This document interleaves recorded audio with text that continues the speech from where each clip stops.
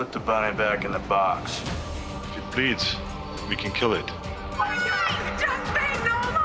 I'm gonna do what you all think I'm gonna do, which is just flip out. Get away from her, you. Let me give you a British answer. It was my cup of tea. No more foreplay. Yeah. And a 3 and a 1 and a 1, 2, 3. Hello and welcome back to the Celluloid Cellar. Two lifelong friends who just, need an outlet to get away from our girlfriends, and baby for one of us. It's just that thing. Men need some men time, and this is our chance to have some men time. We've slivered down into the man cave to do basically the room that we're allowed to record in that has the best acoustics possible. It doesn't even matter about the acoustics. It's just whatever room is free in any house or flat we're that allowed might to be use. possible. That's the main thing. It's a unique premise. It's where two white men talk about movies, and it's never been done in an audio format before. And it's almost like that's never listened to either. So it's absolutely fine. I would never be heard dead listening to such a thing. Never. No. I'm not a fan of several podcasts just like this. No, regardless of the topic as well. Including our own. Yes. Sometimes, and this is going to sound pretentious, or like, maybe not pretentious. What's the right word? Up my own butt. Yeah.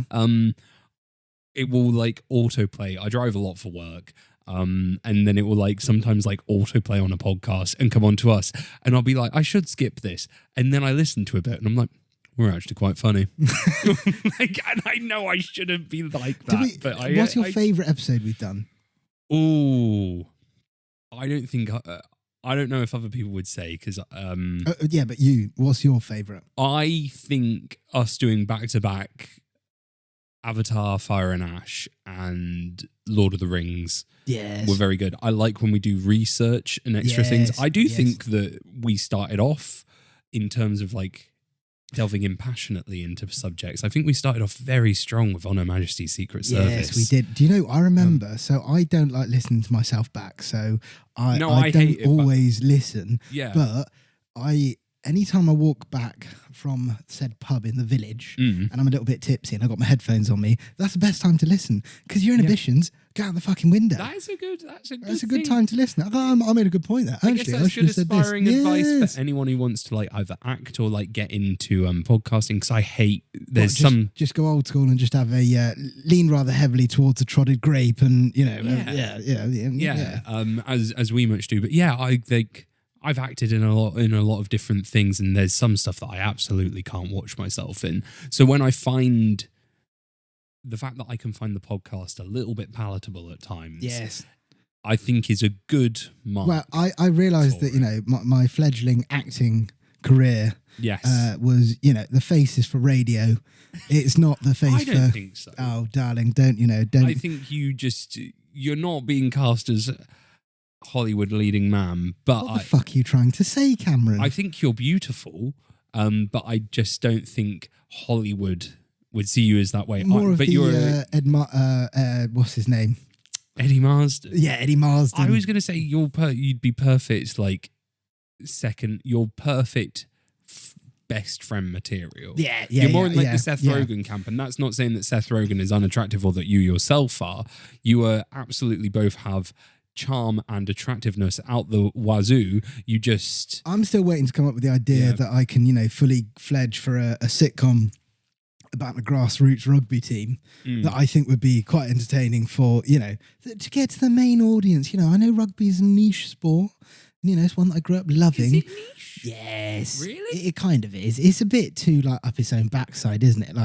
I love the sport, but I don't like a lot of the people who go and watch it.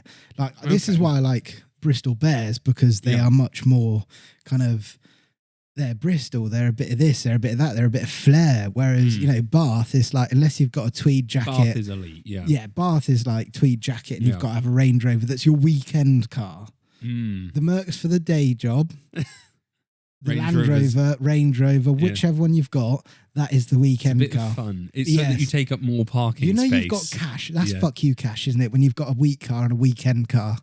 I didn't even know that was a concept. It is a concept. Is it really? It's really a concept. Whereas I've just got a car and hope for God that it actually works and gets me to work. Yeah, same. I absolutely there was some personal stuff going on in my life, and I was a bit distracted on my way to my job.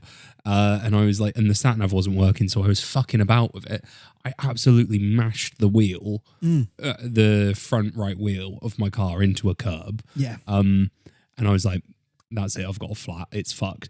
And it wasn't, it was fine, and it's been fine since. But I was like nearly in tears that I was going to like be late for work, like had fucked this, had literally done it 2 days after getting the car serviced and MOT'd as well. I was like, and then there was other shit going on. I was like, this is actually how my life ends in this moment. This is shit that they never tell you about when you're like, when you're a kid at school, that when you get to like, you know, when you're 18 to like 25 or whatever age, you live for the nights out, seeing your friends, stuff like that. Now, I get excited fixing the dishwasher, or I get excited doing the food shop and go, oh, I've got these snacks for the week. Like, my level of excitement and gratitude towards stuff is completely different to what it was when I was younger. I guess it's as your frontal lobe forms. And, or just deteriorates and becomes completely boring. And you don't like the flashy things anymore. No, your frontal lobe isn't fully formed until you're like 25, and they think even later now for full adult brain development. I bought a new mop the other day, and that even excited me. Yeah. It's one that sprays as you do as well. It's brilliant. With a small child that likes to, you know, throw stuff around, the mop with the spraying activation is to the point of, you know, sheer magnificence. In you can tell I've had a glass of red wine, can't you? Well, you've actually had you've started on the red after a delicious that carries us on to delicious Norcott's cherry cider. We're still waiting for the you know, the proper sponsorship. But anyway, before we pitch Norcott's, we will say there's going to be time codes below. There's we will be talking. What this are we talking week, about again? Are we a film podcast? We're a film podcast. Oh shit! We're not just a food and drink review podcast where we just go, that's lovely. Well, we nearly weren't today. That was I'm going to say, yes. But we will be talking about Disclosure Day, Steven Spielberg's new film, out in cinemas today, as of recording, and then our podcast will be out on Monday, so that's when it's coming in. So the weekend box office and stuff will come in. We don't know all those numbers just yet. 6 million so far. But yes, we are of course drinking some Norcott's cider cherry flavour. This is from the lovely Christopher Norcott, and he has a nice little independent cider business that he runs, I believe, with his wife. It is best served chilled. It is 3.4%. We are not sponsored. We're just massive fans. Please drink responsibly, and you can drink absolute heaps of it responsibly right now, because even though we're not sponsored, Chris is a great guy, and he sends me emails, and there's a 30% off code right now online. So if you go to Norcott Cider, the website, just type it in, you'll find it. Enter code 30 at the discount code. You receive 30% off any of the products, and if you get 2 cases, you get delivery for the price of 1. That would be brilliant for your 30th, wouldn't it? 30% off for your 30th. Oh my God. I should ask Chris for a free box. We're going to send Chris. We're going to send you a reel of all our clips together, because we are be requesting. As much as we like plugging your stuff, we're begging for sponsorship. We're begging for sponsorship. Anything free. Cider. We'll take free cider. We will take it. We'll take even just a free cider each. It's hard out there at the moment. It really is. The food shop is going up in, you know, and he's not in Lidl yet, which is really annoying, because that's where I love to do my shop. We want it so that Chris has, as lovely as it is that he's independent, we want to make Chris the wealthiest cider maker in the world. We want Norcott's. Fuck Jeremy Clarkson. Fuck Hawksworth. Fuck old Moot. Yep. Old Moot. Go back to New Zealand. Yeah. I don't mean that, obviously. But fuck Kopparberg. Yep. This cider is delicious, and it's not too sugary sweet. It's not rotting your teeth. No. And we want Chris to make this on a large scale without any compromises. It's even got the hand feel of, you know, that he puts a label on himself. Yeah, it does. And you can, like, you know, I said about, you know, I got excited about the mop. Then you know, we're getting excited about ciders. I was gonna say, I went out with some friends before a friend's 29th, sadly not a late 30th birthday like mine. And one of them was talking about they have a challenge where they see how long a supermarket basil plant can last for. And everyone in the room went, ooh. To be fair, that is a shout because you can pick them up pretty cheap, and if you can make it last, then no hope, no chance so far. We've not made it last at all. Anyway, we've plugged cider. We will be doing Snackety Snacks. There'll be Timecodes below. We're talking about Disclosure Day. Shall we get into it, or do you have any film news not that really you've much seen? film news. No, I know Ridley Scott has got a new thing out. I am just going to fascinating. Latest film news. Let's have a little look. Did you see that? Also, Guy Ritchie's made just another film that's just dropped into the ether without any fanfare. Henry Cavill, Rosamund Pike is in, but he's got another one coming out sometime soon as well. That as well as Young Sherlock. For like a 50, he's getting late 50s now. He is pumping them out. And Young Sherlock was shooting for ages. Just the episodes I was in. Oh, 24 Jump Street officially in the works at Sony. Channing Tatum and Jonah Hill and Ice Cube to return. 24, not 23. Yes. Interesting. Yeah, 24 Jump Street. Fascinating. What happened to Strange. 23 Jump Street? Is Chris Miller, Phil Lord and Chris Miller? No are they returning? idea. I saw the trailer for The Social Reckoning, which is a companion piece to The Social Network. Mark Strong is playing Mark Zuckerberg. Mark Strong or Jeremy Strong? Jeremy Strong, sorry. Yeah, Jeremy Strong. It's a weird one because he's really doing the voice. It's a bit odd, but it looks good. Okay. It's got guy from The Bear in. Ebon Moss-Bacharach? No. Jeremy Allen White? Jeremy Allen White, that's the one. And it's got... he looks a bit like a roided out Zuckerberg. Yeah. And it's also not that he's on roids. He's just hench. Yeah, he is just hench. But I think he's one of those hench guys that still tabs away. I think he punches a dart every now and then. Of course he punches a dart every now and then. Yeah, he loves punching a dart. He has to punch a dart for being in The Bear. Yeah. Cousin, I need a dart right now, cousin. I've only seen the first series. I still never understood the jeans in the oven bit. He was just selling jeans, yeah. Oh, right, okay. I don't know. He was just selling jeans and he just needed somewhere to store them. And he didn't use his oven at home because cooking's all the work. It wasn't at home. Yes, cooking's work. Yeah. Ridley Scott and Jack Thorne set for Treasure Island movie team up with Hugh Jackman star. Is Ridley Scott going to just carry on going forever? I think so. Because he's 88 now, I think. One of my thoughts on Disclosure Day is Spielberg's 79, and part of my thought was, I wonder how many more films he's got left in him. Yeah. If Ridley Scott's anything to go by, then... Well, Eastwood's filming. Eastwood makes stuff. I think he's retired now. Is he officially retired? Yeah. But he's in his 90s. Yeah, he was 95. Like these... I think if they love it, they don't want to retire. 96 Eastwood is. 96. But he's made something. Well, he acted in The Mule, and that was 2 years ago. No, that wasn't. Was it not? The Mule, I reckon, was 20... What do you want to say it was? Oh, God, I was going to say 24, but you're probably right. It's going to be 22. I think. No, 22. No, that was Cry Macho. So he did... Look at you. The Mule was 2018, then he did Richard Jewell, then he did Cry Macho as 21, then he did The Juror 2, which was 2024. Okay. But yeah, The Mule was 2018. Yeah. Where's the time gone? I don't know. It's weird. Anything from like 2018 this to... one, aren't we? Yes. Yeah. Time, you bastard. We've Father both time. had long weeks. Yes. Yeah. Yes, very long weeks. And very long weeks. I was not having a long day, but my journey to the cinema made it a long day. Yes. You had a slightly long one. It's normally me who's late, whereas I was sat in the cinema on my own, looking around, and someone looked at me because I was like, Yeah. And you know when you do the sit up and you like hold yourself up and you like turn round, and I made eye contact with someone in the dark screen, and I was like, sorry. But I don't know why I said that. Do you ever get that thing where you say stuff and you're like, why the fuck did I say that? Yeah, lots of the time. I feel like the start of this podcast is one of those. Yes. Well, the cinema was, as I told you, and I'm going to share this here, the cinema had but something bad happened in the toilet. I'm just sharing it here. Whatever happened in there needs to never happen again. Someone had clearly got a bog brush and got shit on it and thrown it against the wall in the cinema.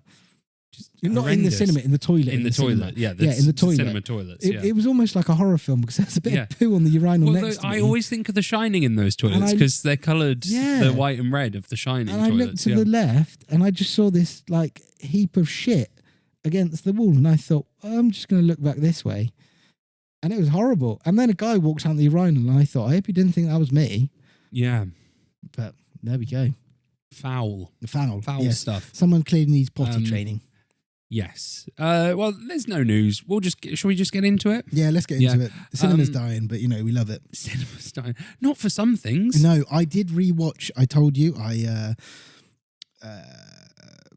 Wuthering Heights was on Sky Movies, and it was started, and it was about 10 minutes in, and I sat there and watched the whole thing. Yeah. Because I just love that film. Yeah, you do. A beautiful film. Charlie XCX's, soundtrack, Keep It Coming. It was just, I sat there and I just went, yeah.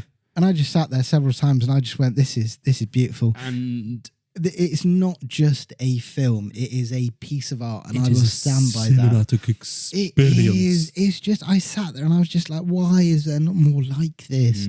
I don't want to mispronounce the director's name. Emerald Fennell. Well, she was saying, I can't remember if it's Fennel or she was saying it differently, or Fennell. Oh, maybe. Either way, I'm hit for anything that she directs. Yeah, I'll always be interested in what she makes. I would run to the cinema. I will pre-book tickets for her next film. I feel like that's how we were thinking for this, because we were deciding between this or The Backrooms. Yeah. And we were like, it's new Spielberg. It's Aliens. It is Aliens. And he's not done anything Aliens really since War of the Worlds. No. Another David Koepp. No. Well, other than Crystal Skull. And yeah, so I think we were both like quite keen to go see this. It's got Emily Blunt in, who I've always got time for. It's got Emily Blunt. It's got Josh O'Connor, who's I would say Prince up and coming, but maybe has arrived. Did he play Prince Charles, or you were just saying he looks like Prince Charles? Okay, right. In The Queen. No, in the Crown. The Crown. That's the one. The Queen is Helen Mirren, 2006. But Josh O'Connor, Michael Sheen as Tony Blair. Who else is in this? Coleman Domingo, who I will watch in anything. Yeah. He is one of my favorite actors, hands down. He is just so, I don't know what he brings to stuff, but he's just got where he was for so long, I don't know. But even in because he was in the 2021 Candyman. And he's even watchable in that. Not watchable, sorry. He's just, I remember seeing him in that and thinking, like, who is that guy? Because he's got something. And if you've not seen Sing Sing, it should be on Prime Video. Go watch Sing Sing. It's a brilliant film. But even in stuff like that's not quite as good as it could have been, but like The Running Man, like, oh, he's great in The Running Man. Why the fuck did you put Tuna in my moose boosh? Like no one else could. Like the way he gives that line, like the way he moves his hands and stuff like that. He just and the way he pulls a cardigan in this film as well. Oh, everyone's in so many layers. Yeah, Did you notice that? Whoever the costume designer is, Josh O'Connor has 5 layers on. One of them's Kahat, of course, because that's what everyone wears now. He's got a t-shirt. Yeah. Then he's got a Henley long sleeve t-shirt over the top. Then he's got a hoodie. Yeah. Then he's got a Carhartt style jacket, but not a Carhartt jacket. No. Then he has a Carhartt vest over the top. A gilet. It's not even a gilet. It's just like a little vest. Oh. It's thin. But he's definitely got a gilet on. Was it a gilet? Yeah, it's a gilet. It looked thin to me. Well, I don't know. Is it waistcoat, gilet? I always thought it was waistcoat. Then someone told me it's a gilet. And I'm like, well, okay. Am I a twat for calling it a waistcoat? I would have called it a vest with a zip. His one, yeah. Yeah, but I mean, do we say gilet these days? Like, what's the point in wearing that? I feel like it's like a body warmer. Well, yeah, but it's a body warmer, but someone calls it a gilet. I am a fan of a gilet, but, it's got to be the... Yeah, gillet. Gillet, yeah, that's He's the one. got a gillet on. He's got a gillet on. Gillet, yeah. Yeah, lots of costumes in this. Shall we get into this? I was going to say something about Obsession, but we'll come back to that. Oh, go on. What's your thing? We'll come back to it. Okay. We're in the review now. We'll come back. So, had you seen any of the reviews going into this? I did not. I purposefully avoided the reviews. I think I'd only like half watched the trailer as well. I'd just seen the bit of her doing the clicky clackies. Yeah, reviews were either 2 or 4. That makes sense. Yeah. I feel. So plot of the film is we've got the film starts and it's got Colin Firth in as well. This Colin film. Firth as well. Yeah, playing bad guy for once. Hello. Hello. Yeah, but at the start of the film, I thought he was doing an American accent, and then he just goes English. I can possibly do an American accent. I can possibly do an English accent. I can possibly. Yeah, Colin Firth's a weird point in his career, I think, because he's he obviously did Young Sherlock. Yes. Now he's done this, and I'm like, where are you in your career? He's just an old man. Yeah, he is 65 now. And I thought on the set of Young Sherlock that he was doing a voice that he was playing into, and my hard scholars. But I think that's his voice. This may actually be his voice now. Maybe. I thought I was, again, during this film, I was like, he's playing up to it. But it may just be his voice. Anyway, plot of the film. Do you want to do it? Yeah. So it starts and sorry, darling, I just kicked you. Sorry, I'm encroaching on your space. Josh O'Connor's character is basically intercepted by a group of some sort, some military shady thing. Colin Firth there. Yeah. And we know that they're on the run from someone for something. Something's been stolen. Yeah. That's all you need to know for that. And he's basically on the run. He needs to get from point A to point B. Mm-hmm. He needs to get to Coleman Domingo. That's all we know. Him and his girlfriend. Yeah. Yes. And Jane. But we also have, is it Margaret? Played by Emily Blunt. Yes. Also known as Maggie. Yeah. Maggie, who is a weather reporter, lives with her partner, played by not Kurt Russell.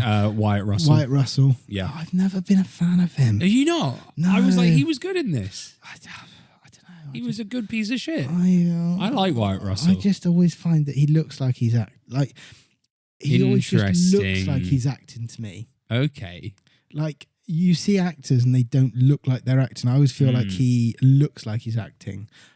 I felt that with girlfriend Jane. Yeah. Except for under specific circumstances. Yeah. She was very good when she had to be in pain or distressed. Yeah.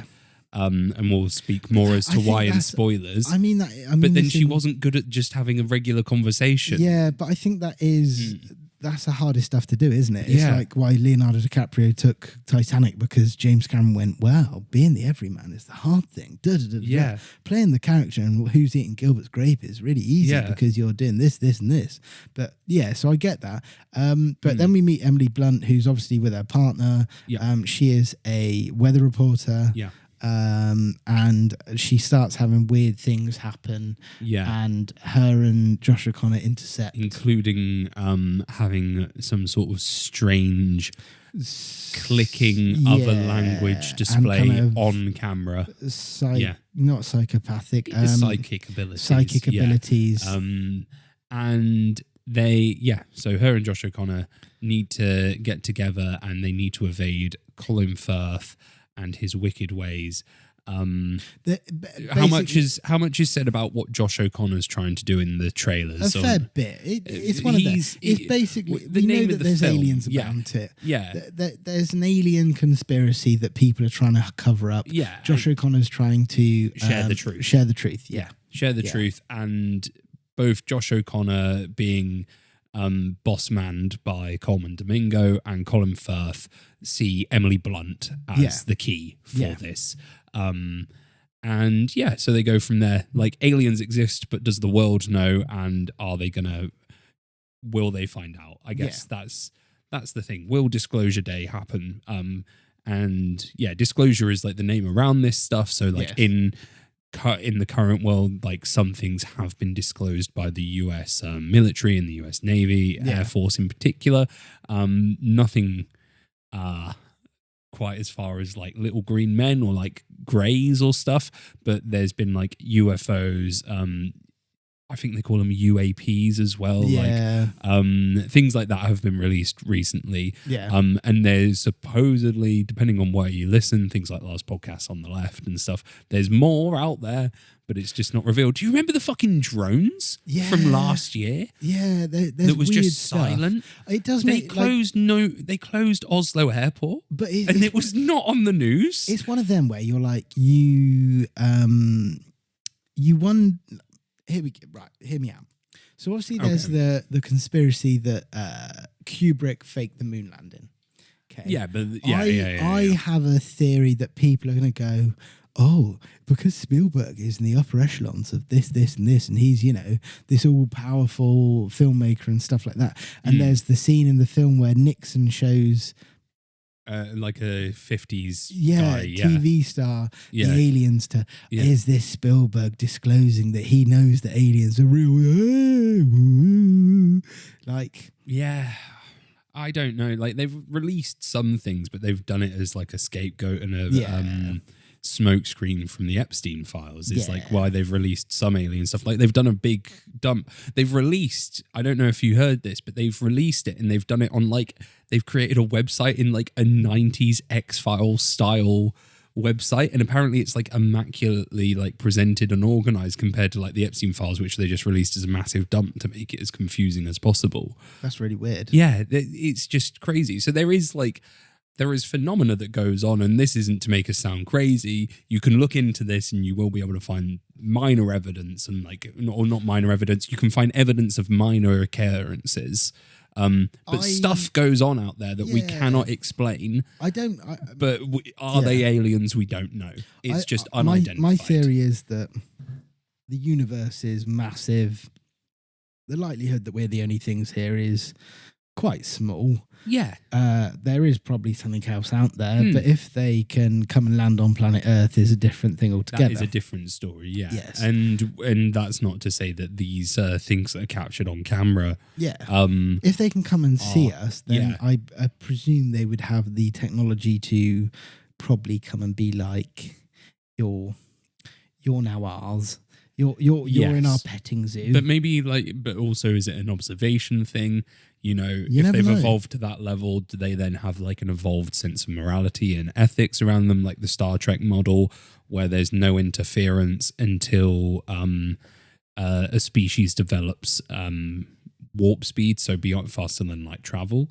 Is that a kind of thing? Or even then, are they observing us and then they see that we have that as a concept in a fictional show and then go, oh, hang on, if that's a thing that could be believed. It's all the thing of like, and if you look at proper like UFO, what's it they discuss in last podcast on Earth? It's what's the UFO people that come ufology. Ufology and stuff like that. It all started because they got nuclear weapons, and since then aliens have been coming to observe us. Like, I mean, a lot of it is very live in your mum's basement, and so much of it. It's but I mean, that's kind of the theory behind it. But I know Spielberg is a big fan of a lot of the stories and stuff like that. He has a vested interest, you could say. Yeah, definitely. I mean, E.T. is a Spielberg film, E.T. one of the biggest films of all time. It's most successful at his time. Close Encounters of a Third Kind, his follow-up to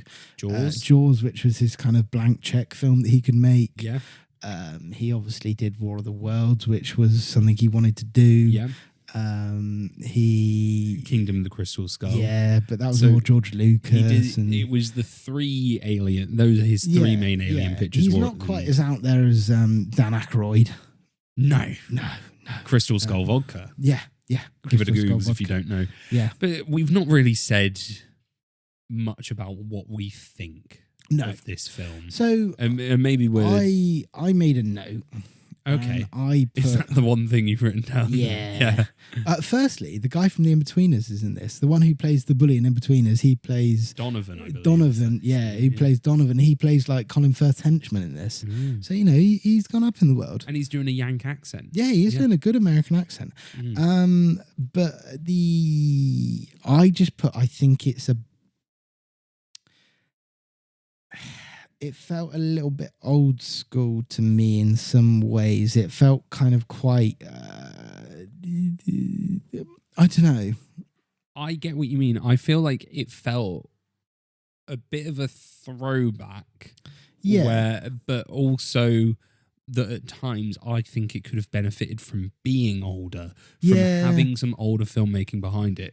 As much as this is a poor kind of criticism to have, but we've said it before, but some of the CGI in this is horrendous. Awful, and it takes you out of the film. The animals in particular. There are scenes with animals, and thought... it's quite reliant on them being heavy, emotionally investing scenes as well. And it made me think, well, the chipmunks or whatever they are at the start of Kingdom of the Crystal Skull look better than these do. Well, yeah, I was like, there's certain shots when the animals are by themselves, when they're not in frame with other people, where they're fine. But I was like, why couldn't we have, would an animatronic be better? It's like the compositing was off on them. You could tell that they were floating in the room. There's a fox and it's quite good. So Lars von Trier in I was Antichrist, thinking Antichrist, the fox. It's got a fox in that, and it looks really realistic, like worryingly realistic. Yeah. And and it even speaks and stuff like that. It says Chaos Reigns or whatever it is. It does, yeah. Dark film. Fucked up film. Yeah, European film. Yeah, it is. That was like one of the first films we saw that was like, this is art house. Wow. Yeah. If this is what art house is, I don't know if I really want to go down this Artificial Eye released on DVD. Bad one for that. But yeah, it's So this fox, and I might be incorrect in saying this. I'm not a computer animator.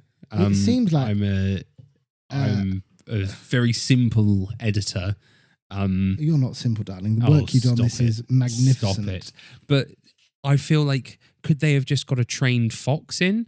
Could they have filmed a trained fox on a green screen and then comped it in? Because the comp looked bad, but then the model of the fox looked bad. Never work with animals and children, darling. Never work with animals and children. Well, that's it. Like, I understand you've got precious time on a set, but could you not have filmed it as a separate model? You would have thought. As an actual thing and then comped it in? Because what CG artists, the corridor crew, always say, a real thing, real reference. You can CG around it. Andy Serkis and everything. Yeah. Get wetter on it. Like, you said this cost 115 million. Yeah, 115, which isn't much for this day, although budgets are coming down. They are, but also it's not like, why do they look so bad? Because Marvel CG looks so bad because it's going over and revising things endlessly in its crunch. Why would they be doing that for these animals? Like, it looked like work print. Like, you could see where they clearly stood out from the rest of the frame. It took you out of it. It was that bad every single time. It was a bit like what's the film with Ethan Hawke and Julia Roberts in? And it's like it was a Netflix film. I can't remember it, but there's a film and there's like animals in that, and it looked like that. Like animals looked. The deer looked shit. The deer in this looked horrendous. Well, I also think that towards the end, there was a full CG child. What's there? Without saying what is occurring, but walking through the snow. Maybe. I genuinely, either the ground or her. Something. There was a bit too much of a... They leaned a bit too much towards the CGI at one point. But I think... But it was, as we say, it took us out of it. Yeah. Whereas like if they just had like, I don't know, like a puppet like Lars von Trier, or if they filmed a different element and then put it in, or if they just gave people money and time. Yeah. 115 million. Spielberg could have paid another 15 million out of his own pocket for this to... DreamWorks can afford that. Yeah, exactly. I think, for me, this film starts brilliantly. The first hour of this film, I was hooked. I wanted to know what was happening. There's a chase scene that starts early on. One of the better chase scenes I've seen in a while. In the Dodge Chargers. Yeah. Yes. Yeah. I think this film starts and it's very much on the run. It's a bit of a road movie. Yeah. And I think Spielberg works best with that. If you look at Jaws, if you look at even his, his prototype Jaws Jewel. Yes. Many of his films, Catch Me If You Can, if they're on the move, they're good. Well, I thought for a moment, and during that, I thought it was all going to be one day. like it's disclosure day. This is the one day where everything goes down. Yeah. It ends up getting expanded over into 2 or 3 days. It's 2 days, I think. Yeah. But I think it just gets a little bit. He overindulges a little It's like bit. 2.5. Yeah. It could have been. It could have been half an hour shorter, and I think it'd have been better. Like there are characters that dip in and out, and then we don't see them for a bit, and there are things that aren't fully explained. And there's like a Colin Firth can do this thing where he almost kind of Professor Xavier's people. Yeah. And you're a bit but like... that's with there's this artifact MacGuffin and there's a couple of those hanging around. And you're just like, what is this all about? And the thing that Emily Blunt's character can do and Josh O'Connor's character can do is never fully... There's not a hard explanation for it. And I don't necessarily hate that there's not hard explanations because I think like trying to find a hard science and it doesn't bog you down with lots of jargon in like a script of like you've unlocked telepathic powers and because of the way of the midichlorians. There's no like midichlorian thing. It's just like you have a gift. Yeah. You can do it for a certain reason is what ends up getting explained at some point. But it doesn't go like so much into it. Like it does kind of show through tell all these things a little mysterious, sort of X-Files-y in a way. I think that Spielberg's definitely clearly got a message behind the film though. He's definitely made it of its time. And it's quite interesting it's that very prescient. World and War III on the brink, Russia and South Korea or North Korea tensions. One of them. Yeah. And it's kind of, but if aliens come, then we're all going to be this and that. But the only thing I think is, now without spoilers, the information that is given, I think if it was shown to us now, no one would believe it because they'd be like, well, that's AI. Yeah. And that is even checked. Yeah. During a scene. But I just don't think people would buy it. I do wonder if it would be as changing as it's threatened to be.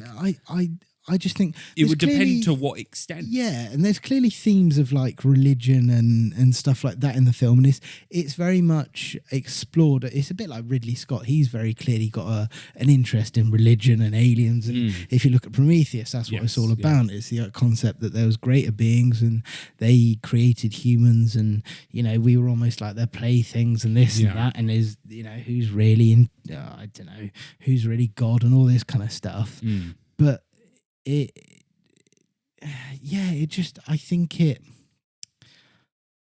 hate to say it, but I can almost understand watching this. I almost could understand why Tarantino says that he will only make a certain amount of films before he gets past it. That was my only feeling. For the whole time? Not the whole time, but part of it. Like, you've got Josh O'Connor's doing what he can, but there's certain scenes that are a little bit meh. I feel like he wasn't given a lot to do. No. Like character-wise, he's very good towards the end.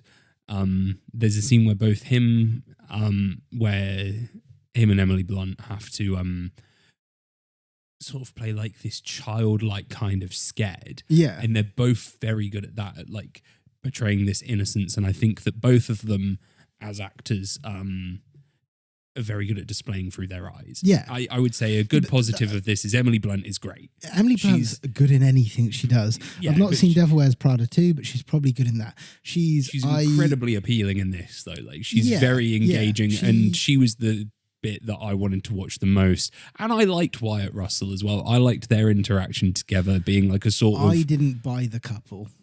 I didn't buy it. I bought it as a couple that are potentially not going to stay together forever. Yeah. I just didn't. I can watch Emily Blunt in anything. Like, I rewatched Edge of Tomorrow a little while ago, and when she's on screen, you're like, wow. Like, and I say this in the best way possible. She is a very, very attractive actress, but she is also a very, very good actress. Yes. Like, the twine shall meet.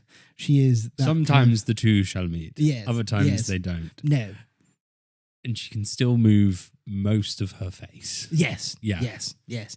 I think we might be getting to the point where there's a little bit of work being done, but... Her cheeks don't move. No.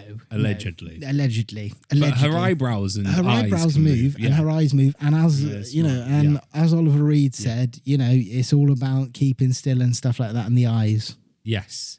because what you don't want is everyone on that massive screen blinking all the time. Yes. Because, you know. You just Michael Caine. Michael Caine. I will just... Don't blink. Don't blink. Don't blink. And I don't blink. And I don't blink. And I continue to not blink. Yeah. Or if you're quite emotional, have quite a few blinks. Yeah. Have a big hold of the eyes and then look away. Yeah. Oh, it's very hard. And one eye is here looking at the camera, and then the other eye is there looking at you. But that means that then I am looking at the camera and they can see my face of emotion. But a lot of the time, I will say to the director, I could do it to a brick wall. I do not care. I am Michael Caine and I am Britain's greatest export. Yes. And I once worked with John Huston, and we were doing The Man Who Would Be King, and he gave me one bit of direction, and he said, "You're a confident man. You're going to speak quickly. So now, whenever anyone speaks slowly, I am not very confident in what they're saying." That is actually a quote. Yeah, very good. It was lovely to have a guest in the studio once again. Michael Caine came in, although he's a bit old now. He's. I also enjoyed Colin Firth in this film, especially the multiple times he went, "Get off me!" Yeah, get off me! Get off me! I'm fine. But you just doing Michael Caine, who I think would have been more entertaining. I think if Michael Caine was 20 years younger, I think he'd have been better in this role. Colin Firth, he's a bit wet. Yeah, you know who could have been great? You need a heart. You need a. Do you know who I'd have put in this role? That role, I have two picks, and one's crazy. Who do you think? No, you go. You tell me one, and then I'll tell you. Do you mine. want I'll give you my conventional pick first. Yeah. Ray Fiennes. Yeah. Conventional pick. Yeah. Unconventional. Werner Herzog. Wow. Just a little bit too old, I think. 10 years ago. Yeah, no, but you could still buy it. I think the age in this character doesn't really matter.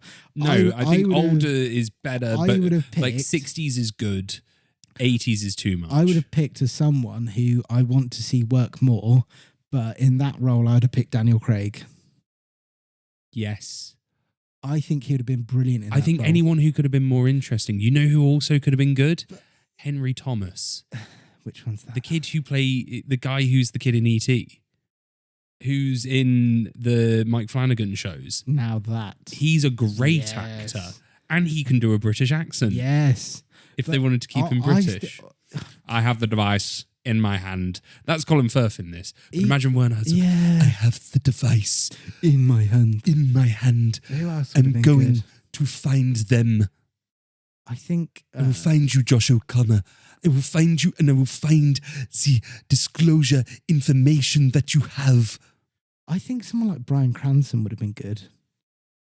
Ooh, yes. But I still stand by Daniel Craig. I feel like it just needed more authority. Yeah, I think Daniel Craig, if you'd walked out and he had been the one that was there, I think it would have been like, oh, fuck. Brian Cox 10 years ago as well, or 20 years ago. Yeah, Brian Cox would have been good.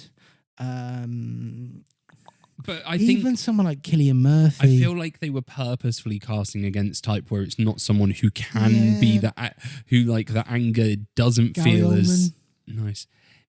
There's a big list. Gary Oldman would have been good. Gary Oldman would have been good, yeah. I mean, get rid of the slow horse's haircut and stuff like that.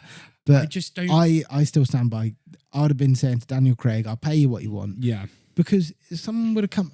I reckon a Spielberg film like this. Like, obviously, you know, I know Queer did the money it did, but he's not really done.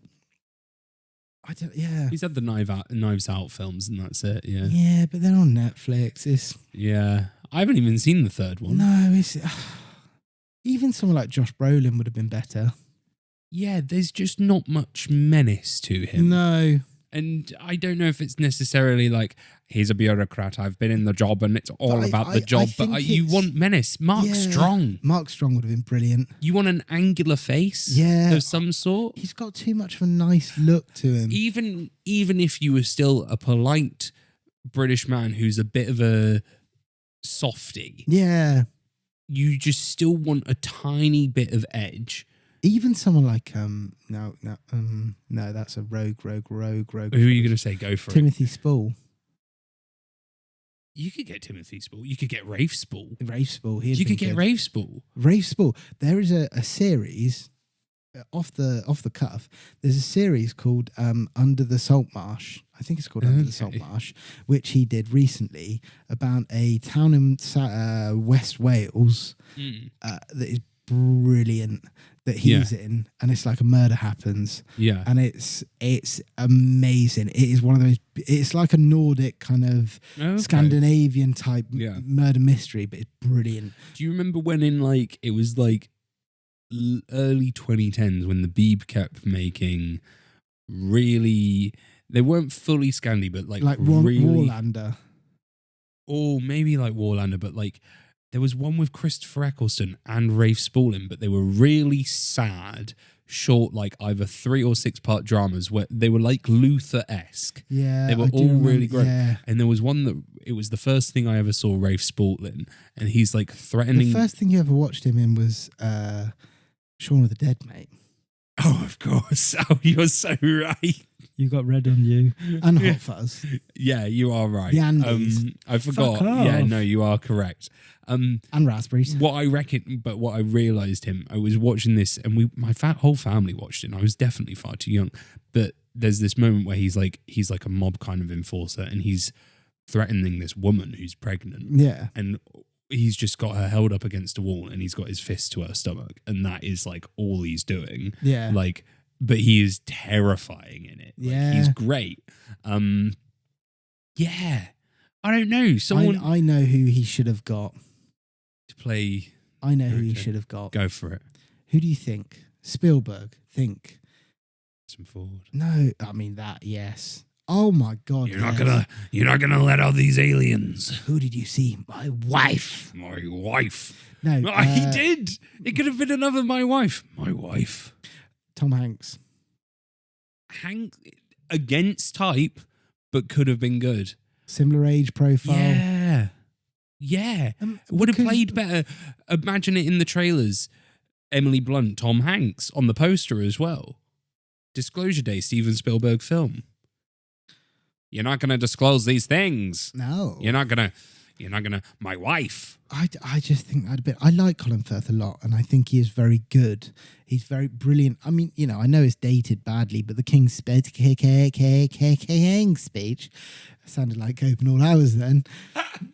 But you know what I mean? Just committing an absolute hate crime, not get very insensitive, not getting the point of the film, just announcing the king speech. Sorry, please no letters. I mean it in the nicest way possible. Remember when the King's speech was all the rage? I mean, he won an Oscar, yeah. Yeah, but I think the Oscar was for A Single Man that he did the year before. Maybe. Which he is brilliant in also. I would rename that film. This is me, Colin Firth speaking. I read the script and I had one note for Tom Ford, and I said, I think it shouldn't be called A Single Man, but it should be called A Gay Man, because the film is about him being a gay man. He told me no, but it's still lost on me to this day.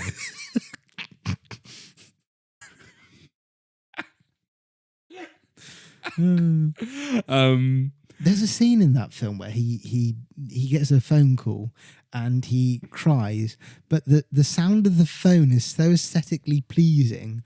I just thought about the sound of the phone the whole time while watching it. I don't think I ever finished it. I started watching it with my family. It's not long, is it?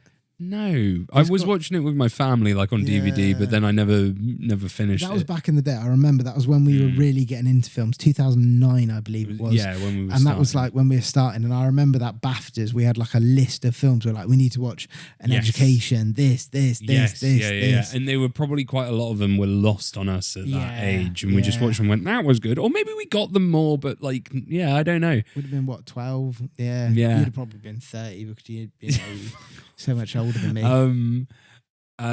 But not to keep bashing on Colin Firth, there is a bit of King's speech that lives in my head when he's talking about the trauma, because he's getting him to sing through it. I think about that scene. But it's a that lot. thing if you've got the skill set of John Terry, don't try and be Ronaldo. Like Brad Pitt does Brad Pitt stuff. Like you don't get him to do un-Brad Pitt things, do you? Like you can only do so much with Brad Pitt because at the end of the day, he is Brad Pitt. Like he is brilliant in Once Upon a Time in Hollywood because he is Brad Pitt. And I think your choice of Daniel Craig, Colin Firth is not as a diverse actor as Craig. Because Craig does look like a scrotum. Craig is of the spud variety of Tatum. He's handsome. He's a good looking. He's scrotum. a very handsome, but he's a spud. He is. Yeah. Like you know, I just a think beautiful spud with beautiful eyes. Yeah, he's got beautiful eyes. But I think Daniel Craig. I know you made your money in Bond, but we want to see you in a few more things because you're getting on a bit now. So start putting some work. But he likes taking chances as well. Yeah, he likes. Acting, but as you were saying, the hard thing's not doing the character; it's playing straight. And I do think there was a very good scene where Colin Firth is being more intimidating and interrogating in this. Yeah, but you don't get as much, and you don't hate him. And he's not necessarily. I don't know if he's a character that you should hate, but there should be. I don't know. It's like the fucking mayor in Jaws. If we're going to Spielberg. I don't know that actor's name.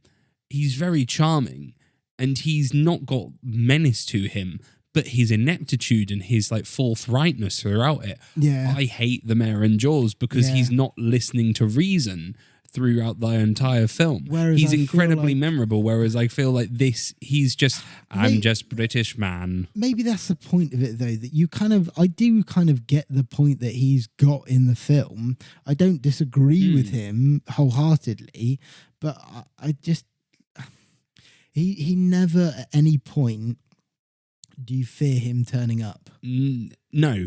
And Coleman Domingo even says to him, like, when they have a confrontation, he's like, all you've been trying to protect over this time, it isn't the information, it's your wealth and power. Yeah. But I didn't get that vibe from him. The Merlot made a noise. That's all right. That's just all right. I didn't get the vibe from him. He wore very nice navy suits that he kept ruining by sweating in a chair. Yeah. But was he that wealthy and powerful? The person that I would have, another person that you could have put in 20 years ago is Jack Nicholson. Yeah. Just anyone with like a bit of fucking... Or because it worked in The Winter Soldier, Robert Redford played a bad guy. Yeah, he did. Robert Redford, R.I.P. Against type, but yeah. Yeah. But you could have had that. I don't know. It's one of them. Yeah, we'll move on from this because it feels we're just Colin bashing. But like a Gene Hackman, he could do both. Yeah, 100%. Like Gene Hackman, 100%. Once again, R.I.P. Adrian Brody can do both. You don't like Adrian Brody? Jack looks pained. He's a double Oscar, and I know, but I mean, in The Pianist, he just moped for a whole film. I'm not talking about that. I'm talking about like, but and in like Predators, have you watched See How They Run? Or like Grand Budapest Hotel? He's a piece of shit. Sam Rockwell can do both. Sam Rockwell. Sam Rockwell is this. I don't know. It just needed a bit of Good Luck, Have Fun, Don't Die. Another good film. I need to watch that. I need to watch that. But there's another positive. There are some good moments of comedy in this. Yeah. But the thing that Spielberg's always underrated for, or people forget about, is his comedy. He is a good comedy director. There are good Emily Blunt funny moments. Yeah. But I mean, Spielberg let us do your casting. Daniel Craig should have been there. I feel like I stand by that. Daniel Craig should have played that role. Okay. We'll stay with it. We'll stick with it. Whoever played Jane is good in Pain, but I didn't believe her the rest of the time. Seen her in anything before. I've never recognised her in anything. I would say either. that now I know she's a little bit younger, but the actress in Obsession, she'd have been good in that role. Yeah, she'd have been good in that role. It's a very kind of. It's thankless for half the time. Yeah, but I feel like if you put someone like Jodie Comer in it, yes, that would have been great. Would have just been lots of Brits doing American accents. But if you really want an actor, though, then you want an actor, you know where to come. Yeah, the British Isles. But yeah, I think indie Navarrete, is that her name? The girl from Obsession. Mark Rylance. He could, Mark Rylance would have worked as that. Yeah. Fuck off, Daniel Craig. Sorry, I don't need you anymore. I thought you meant as the girl. No. Got him. Got him. Got him. Got him. No, Mark Rylance did it in Bridge of Spies. Mm. I watched that again. That was on the telly, and I watched that. Oh, I do. I've got a soft spot for Bridge of Spies. I was thinking, like, is this on the same par as Bridge of Spies? I think it's lower. I think it's lower because and I don't know why, because I'm not a crime person. You know the Standing Man speech? Mm. When I watched it the other day, it was on like Sunday night or something on Sky Movies. Yeah. I genuinely had a tear in my eye. Okay. And I was like, wow. That's what won him the Oscar, the Standing Man. I haven't seen Bridge of Spies since it came out, but I think... Do you know the speech I'm on about? Yeah. Bridge of Spies has great dialogue. Yeah, to it, and that's Spielberg when he's kind of... I think at this point in his career, Spielberg is best when he's doing something like The Fabelmans. Like The Fabelmans is fantastic. Like the David Lynch scene. Oh, yeah. Like, that's brilliant. When he leans into the characters. The Fabelmans is so funny and so heartbreaking as well. I genuinely think it's one of his... And I've not seen every Spielberg film. Like, I should someday. But but it's one of the best films I've seen of the 2020s. Yeah. It is. I mean, Wuthering Heights and Project Hail Mary are the best so far, but you know... But I love... Cameron's raging inside. I love fuck the up, Fabelmans. I loved Project Hail Mary. What about Wuthering Heights? Wuthering Heights I liked. It is debatable for other people, but I think like... What other people? There are other people out there, Jack. Believe it or not. People who've read the book. You can't because you're dyslexic. No, I can't. You the book I must listen to, yes. But they don't like Wuthering Heights. It's you and my girlfriend who are like the biggest Wuthering Heights fans. It's just art on screen. It's just beautiful. It's just... it's... I want to watch it again right now. Yeah, that's fair enough. That's fair Even enough. after seeing Disclosure I would Day. watch Project Hail Mary again. I think we're in our review. Obsession I keep thinking about. I thought about it for a little bit, and then it kind of came and went for me. It went, and then it's come back. I fully, I believe that the filmmaker is going to go on to great things. Did you watch Milk and Cereal? No. I can talk about it. If you watch it, we can then talk about it. But I did watch it. I just think it was a showcase for what they can do. Mm-hmm. I'd like to see the Texas Chainsaw Massacre film. And their next Blumhouse picture as well, with Aaron Paul. I just think horror never stays with me quite as much as other stuff. Okay. Because I don't think it makes me feel what I... You like going to the cinema and feeling nice. Yeah, no, I just like to get caught in the feels. I don't mind feeling grubby. I want to sit there and I want to see kind of, oh my God, I've forgotten his name. And in Wuthering Heights. Heathcliff.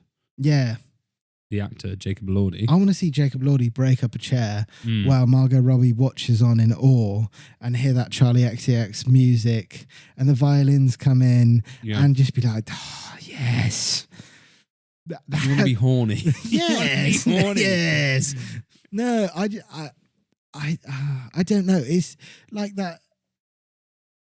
This didn't have any moments in it like the scene where Jacob Elordi's there in the archway that are, they've clearly taken from The Devils by Ken. It's not Ken Loach, is it? No, not Ken Loach. Ken Burns. No, Ken Burns is the documentary. Oh, he's the American documentary. Ken Russell. Yeah, Ken Russell. By Ken Russell. There you go. Good man. Welcome. You're welcome. But with the red background and the music going, and then he's riding off, and he's got the you've got the red sky, the sunset shot. That scene. Like, speaking of the cinematography in this, it's fine to weird. He's gone back to like the same. He's got the same cinematographer, Janusz Kaminski, who he's been working with since 1993. He's Spielberg since Schindler's List. Which is a lovely looking film. And The Fabelmans is a lovely looking film, but it's got the weird overblown highlights of It felt like J.J. Abrams. Yes, it's got loads of lens flare Yeah. throughout it, but it's got the overblown highlights of Minority Report in it. I don't know what colour War of palette Worlds. he's using, but I don't like it. It was just like It's almost like he's doing I'm grungy and dark and it's the same thing he was doing in like 20 years ago, which is weird. Which is where I just think maybe he's not come on as much as,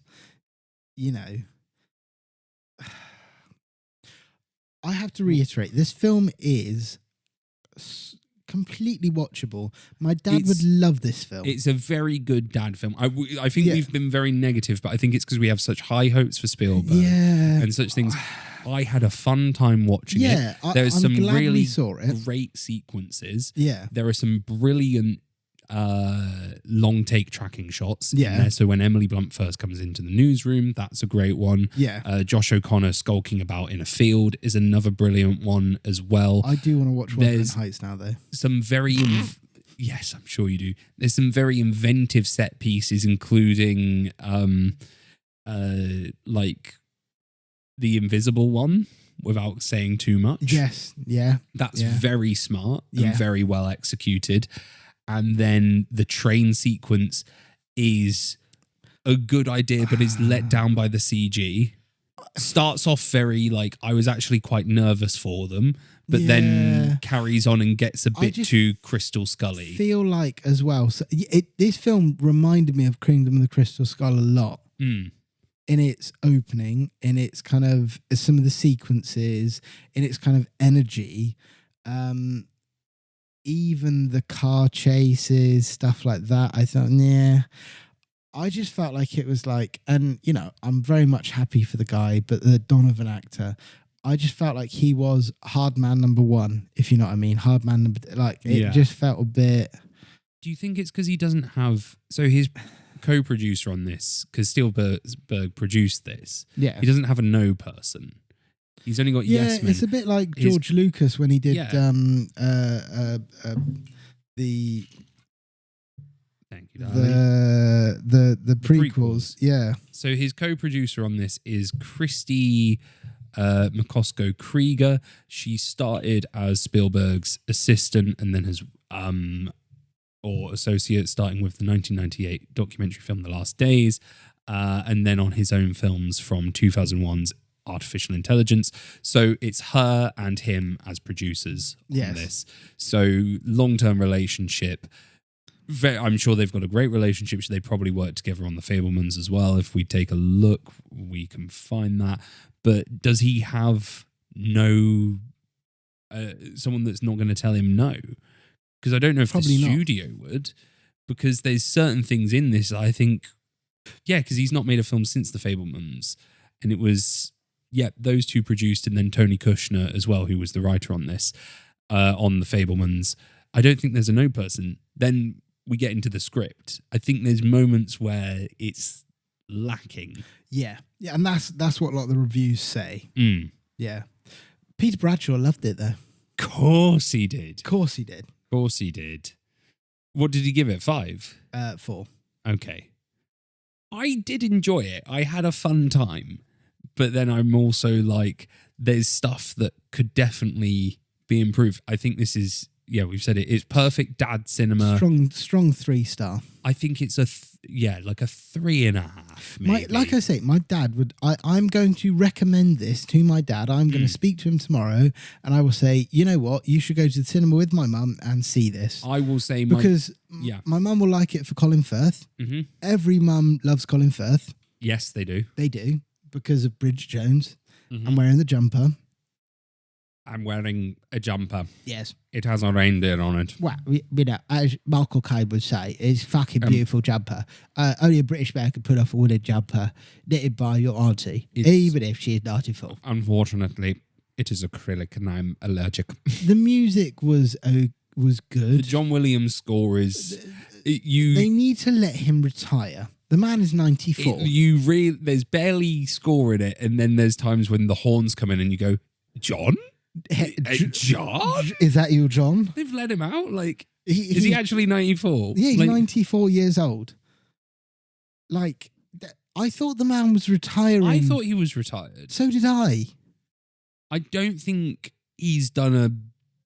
Did he do Dial of Destiny? Yeah, that Can't was meant remember to a be thing. his last film. I don't think he's done anything, and this may be sacrilege, I don't think he's done anything brilliant since Force Awakens. No. And Because there are memorable scores the in music Force in Rise Awakens. of Skywalker was shit. Shit. There's points where you could just, it's like he's just cross-fading tracks. Yeah. Like the music in the trailer was better. Yeah. The music in the trailer of Rise of Skywalker, I remember being like, wow, this is going to be good. The Force Awakens score is good though. Rey's theme is good. Yeah. There is other stuff in there as well, but like, let Papa have retirement. He's going to die soon. So unless he doesn't want to. But is this a thing of like? it's- Are we seeing like a thing of there is Curry Barker and there's the new lot coming up, and the old people won't get out the way? I don't think it's they won't get out the way, because you've always had it. Look at Hitchcock. Look at you know all those directors before. And this Hitchcock did retire, didn't he? No, he didn't. No, Did he just die? Yeah, he died because he made Frenzy as his last film, and then he kind of was too ill to make anything for a while. Fair. So he sat there going, blah. To be fair, like, He's the Churchill of filmmakers. but then Frenzy's what, 66? 72. Oh, 72. 12 years after Psycho. I've not seen The Birds. I've seen half of The Birds. The Birds is meant to be good by all accounts. I've seen half of The Birds. Half of The Birds was good. Yeah. But Psycho's fantastic. But like the thing is, Spielberg's, is it a... We could go on to David Koepp. When do you think his peak was? Spielberg's peak. I know when I think it was. Are you going to say... Well, I mean... But you can't say that it's 93 and that it's all downhill from there, because he's made... No. He's made good stuff I since. think his peak was 93. I think it was the 90s, because he made... And I know that people argue, but it's... he made Hook, which people liked. Yeah. And then he made Schindler's List. And Jurassic Park. And that was him kind of going, I can... Like, imagine that. In the same year, you've got the biggest blockbuster going, and you've got the biggest critical darling. Now, I know that there are people that argue Schindler's List isn't all it's made out to be. Those people are incorrect. Those people are incorrect. Yeah. That is one of the greatest films that we have been graced with, because it shows you from... I just think that film is brilliant. It's not showy. It's not... Yes. It's not kind of... It's not got the... It's not your classic Spielberg film, but it just has... Like, I would argue it is almost like an art house film in some scenes. Yeah. It's... Well, you don't even need it from like... not saying fully factual, that it is 100% factual, but you need it as a historical document. Yeah. It is incredibly important. You can see that film, and then that is your gateway to go, oh God, I need to look into this a little bit. I need to understand what happened. Like, it's one of those things, and you do need to look back to history and go, fuck, that happened. How do we not make it happen again? Yeah. Listen, hear that, listeners. Yeah, hear that. Yeah. But then you look at a film of his like Munich, which I'd say is a good companion piece to Schindler's List, in terms of that Spielberg doing kind of his serious stuff. Yeah. Would you say his peak is 93 to like 2005 then? So like Schindler's List to Munich? I would argue, yeah, because I think his fun years are Jaws to kind of E.T., and then he kind of wavered a little bit in the late 80s. The Colour Purple is a brilliant film. And it's... I think The Colour Purple is brilliant, but it's one of those films that you watch and you go, oh, it's not got the Spielberg flair to it, but I think he showed that he could make that kind of film. I think he's at his best when he's having fun. Yeah. And I don't think this film... other than Schindler's List... And Munich are very much... Yeah. Exclude those. Yeah. But there needs to be... Spielberg sort of thrives off of having a bit of whimsy. And I think you can see that in Bridge of Spies. Yes, because there's humour in it. Yeah, there's humour in the it, but dialogue. it's also got that kind of quintessential kind of Americana to it. Yeah. Where the American's going to come in and resolve the problem. And you've got Tom Hanks as that kind of, even a film like The Terminal, which is such a quirky film. Yeah. But is brilliant. In terms you've got a guy that is in this, and you've got those montages of stuff. And I think it's Catch Me If You Can is only a film. Catch Me If You Can. I've only seen bits of it. I need to watch the whole thing. It's been on my list for years as a kid, because I think it was 2002 it came out. Yes, it is. Yeah. And I saw it on TV. Must have been 2004, 2005. Yeah. And I remember watching it and being like, "What? This is really good." Yeah. And I was tiny, but it got through. Yeah. But like War of the Worlds was a massive misstep, I'd say. Not fun. The killing section fun. Yeah. In the house with Tim Robbins. Not fun. No. Tintin. Dark. Tintin. Fun. Yeah. But a tiny bit of a misstep. Lincoln, not fun. Not fun. Bridge of Spies has fun. Fun. The Post, not seen. Don't think anyone's seen it. It's not been delivered. Ready Player One, I would argue. Don't. I thought he was coming in. There's bits of it. It has. He's actually killed himself. He's having so much. He's laughing a lot. The Fabelmans has some whimsy to it. Kingdom of the Crystal Skull, for all of its flaws, is also fun and has whimsy. He's still laughing. He's still laughing at Ready Player One. The Post hasn't been delivered. You're laughing at that post hasn't been delivered yet. Oh, that's even funnier. I didn't realise I'd got you. You had got me. Oh, wow.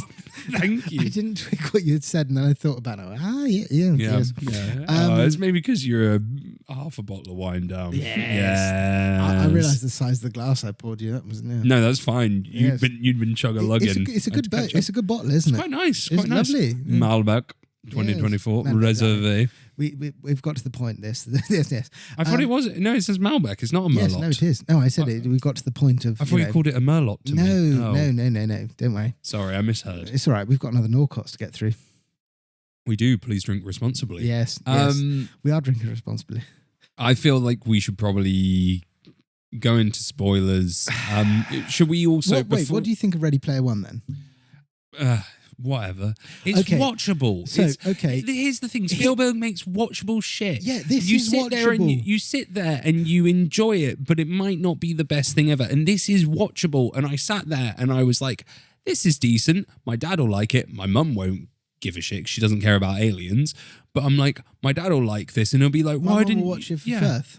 Okay, hit me up. Your top three off the top of your head. Top three from 3, 2, 1. Best Spielberg films. It will be it's Jaws, Schindler's List, The Fabelmans.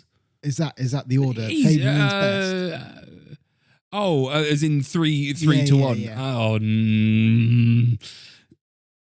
Schindler's List best, Jaws, Fabelmans. As in Schindler's List is top, Jaws is middle, Fabelmans bottom. I'm going Jurassic Park 3, Schindler's List 2. Jurassic Park. He didn't. Oh, Jurassic Park, as in, I thought you were saying 3. I was like, that was actually Joe Johnston. Yeah, that was actually Joe Johnston, who was a public. Don't you know? I've never seen a boob before, only on screen. Our girlfriends don't show us their boobs. No. They're not real. They shut the door and they get changed. Our girlfriends aren't actually real. They're all made up. So's the baby. The baby's made up as well, yes. It's just so that you empathise more with us, so that we seem like real people. Please listen. Please. We need to leave our jobs. We need to become full-time podcasters. We're going to make it big. Yes. We're going to make it big off of the Norcots cherry cider money. Falls and sinks. Jurassic Park 1993, the original, based off of the Michael Crichton's novel, book, yes. At 3. Yes. Schindler's List at 2. Jaws at 1. You can't fuck. and then announce Schindler's List. It's so insensitive. People died. Sorry, I'll get told off because baby's asleep. Actually, baby's not asleep. Baby's baby's rioting. Yes, baby is rioting, holding on to the bars. Let me out. Before we do you did our stars. I think we've both said they're 3.5. Should we do spoilers or should we talk about David Koepp as a writer? Let's talk about David Koepp. I think spoilers. Yeah. What's the time we're on? Why don't you vamp? You vamp while I look at the time. Well, if I we're at 9:42. That's right. Hard out at half. What did you think about the aliens actually being shown? Are we in spoilers? Yeah. Full spoilers. Okay. Oh, I hated the way they walked. Yeah, I didn't in a like the good way way. they walked. Yeah, in a good yeah. way. It tickled my ape brain. I started pounding my chest to go, oh, bad. Yeah. Have you seen the video of the kid getting kicked by a robot? I've got to show you this. Yeah, please. Yes. Not that I'm going to enjoy it, but no, you're gonna start. I hate the robots. Yeah, you do. Did I tell you about? I showed you the Boston Dynamic dogs. Yeah, I don't like that, especially after watching. Oh my god. Yeah. Metalhead. Yeah, Machine Metalhead, Head. Yeah. So yeah, Jack's going to show me this video. While he does, I'm going to vamp. Yeah. I went traveling. I'm a man of the world. Oh, I'm getting ready. Oh, it fucking does a spin. Just gets it right does in a the full stomach. Jackie Chan spinning kick. Jesus. That's not right. You put the blue wig on it as well. What the fuck is that about? Show me it again. What do they do to it afterwards? Do they tear it limb from limb? No, they just give it another cookie until it's crack on. Oh, so it's practicing. I don't know. Yeah, is the kid stood in its way or did it plan to? I don't know. I'm not sure. Interesting. It's a full like spinning wheel kick, isn't it? Yeah. It's Yeah, it's not a proper roundhouse because it's it's forwards, not backwards. There must be another one because somewhere. I went traveling and I saw the Boston Dynamics dogs in a enclosure in Melbourne, in the National Victoria Gallery, or National Gallery of Victoria. This slapping a child. For goodness sake, stop it. Stop the robots. I hate them so much, but these dogs drove me insane. The UK stop the boats. Cameron, stop the robots. Stop the robots. I let the boats in. Let the boats in. Fuck the robots. Let the boats in. Tear the flags down. Burn Asimo and all of his mates. What is this? Jack's just finding endless Chinese robot videos. This is one where children actually box a robot. That's carnage. The robot is not going to tire. No, it's also going to hurt. It's going to really hurt. Having actually done a boxing match, that's not a fair fight. No, it's not. The battery it may waver if it's an Apple battery. You know, you charge it 3 times and then all of a sudden your battery runs out after a day. Yeah. But that's not fair. No, that's not fair.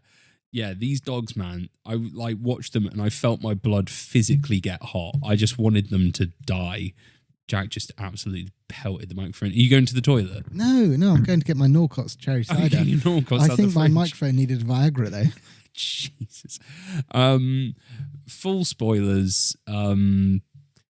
So it turns out the reason that both Josh O'Connor and Emily Blunt are the essential people is because they've both had contact. They were both taken and given gifts. And Josh O'Connor's a perfect mathematic man. And Emily Blunt has these psychic, intuitive powers, but they've only just awakened. Can I say my favourite line from the film? Yes. Insert it. Insert it. There's a point in it, you know, like they talk about probes and that. Colin Firth's character, they're doing tests on these aliens they found. He's going, just insert it. I liked that. Oh, yeah, because they were like, no anesthesia. Yes, insert the probe. No anesthesia. Insert it. Do it.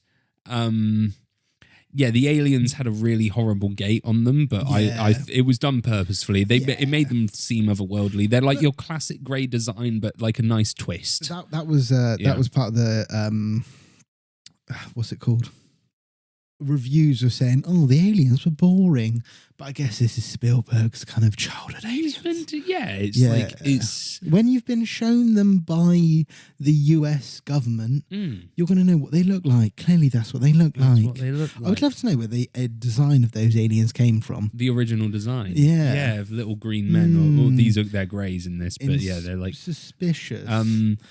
I actually speaking of the end, or thinking of the end, I did enjoy the actual scene of disclosure and all the footage. I thought that was really well done. Like, I really like the newsroom scene. Yes, the newsroom Chapter 2. Yeah, of all of the different phenomena that had been captured over the years. The one that I genuinely sort of felt my breath get taken away is where you're like seeing it from a cockpit, and then this ship moves from being like cool. upwards. I think all of that was spectacularly done, and in a weird way is more exciting than what some of the rest of the film was. I think that's the thing with the film, because it is a conspiracy film and like something like that.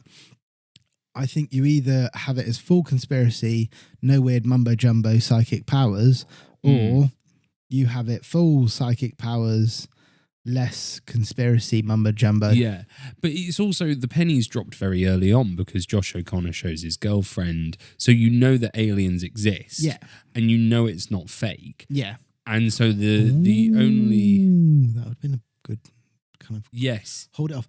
Right, I've got a question. Yeah, can I just carry this on? You carry your thing on. But the only conflict is: are you going to find out, or are you not going to find out? That is the main thing at the end of the day. That is the point of tension. Yes. But sadly, in a cynical way, it never feels like you're never not going to find out. You're sort of, you go into it going, it's an $115 million movie. Not that I knew the budget, but I'm like, it's a big Spielberg film. Spielberg isn't making a $5 million grindhouse. But I'm like, it's a big Spielberg film. It's a 12A. It's not going to end with them not revealing this or getting shot. I did think there was a point in it where I thought, if they killed Josh O'Connor's character now, that would be a bit of a ballsy move. Also, they fully could have just shot Emily Blunt at the end. When he's like, will you do something? Do something. Like, someone else could have talked in for her place. But like the control room had uploaded everything. You're not telling me that if someone is going to release information about aliens, it's going to be Colin Firth and his posse of, military men that are flipping over fences and barbed wire things and stuff like that. That's why it needed to be like... They do start doing parkour partway through the film. I'm going to stop them from disclosing the information. Yeah. It shouldn't be that. It should be, I'm going to stop them from doing this for my wife.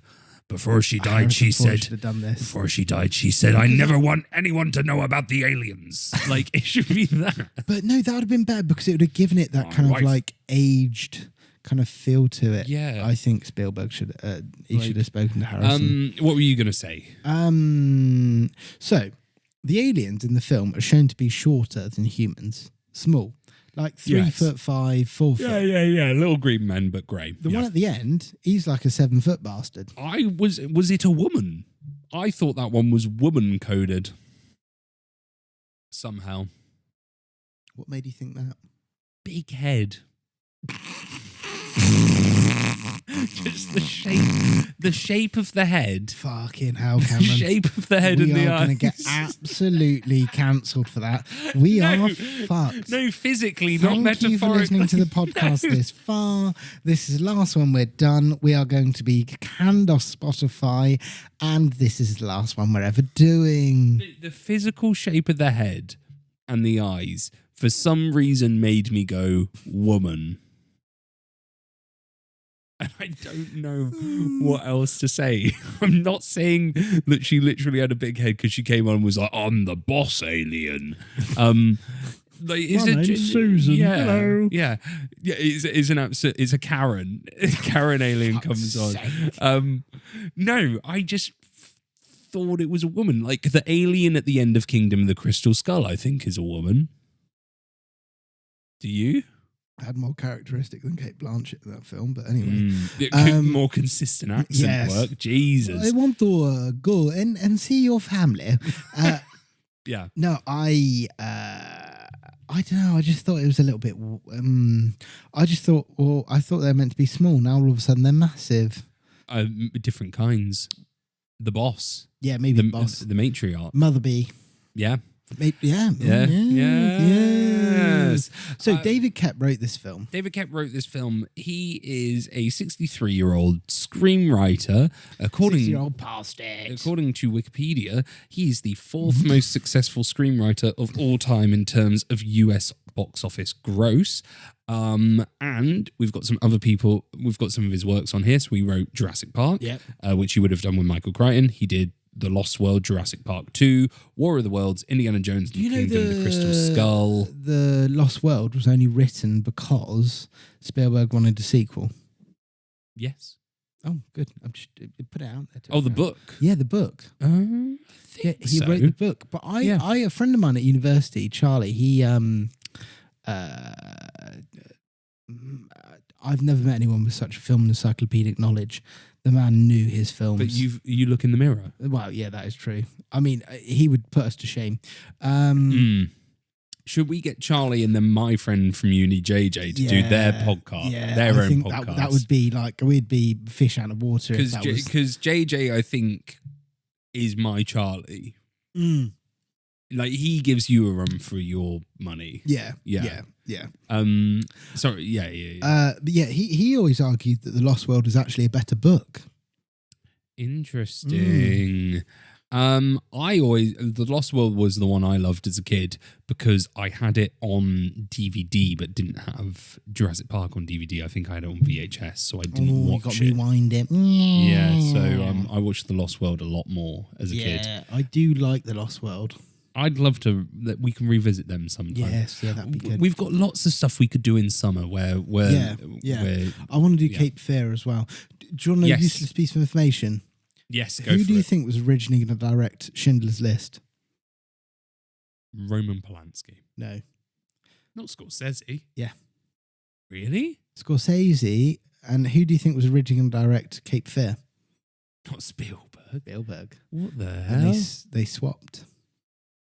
I thought Cape Fear was 90, not 93. Or am I incorrect? 91. Interesting. Yeah, so Spielberg was going to direct, I believe... Well, it's a very Hitchcockian film. Yeah, so... And Spielberg has inherited more of Hitchcock than Scorsese has. So Spielberg is an exec producer on it because the TV series is exec produced by Scorsese and Spielberg. So Spielberg was going to do Cape Fear. Harrison Ford was going to be in it originally in Nick Nolte's role. They offered him that. Yeah. My wife. Get away from her. But yeah, they switched the scripts. I believe. I don't know. Opened his desk one day and went, "This isn't Cape Fear." What the hell?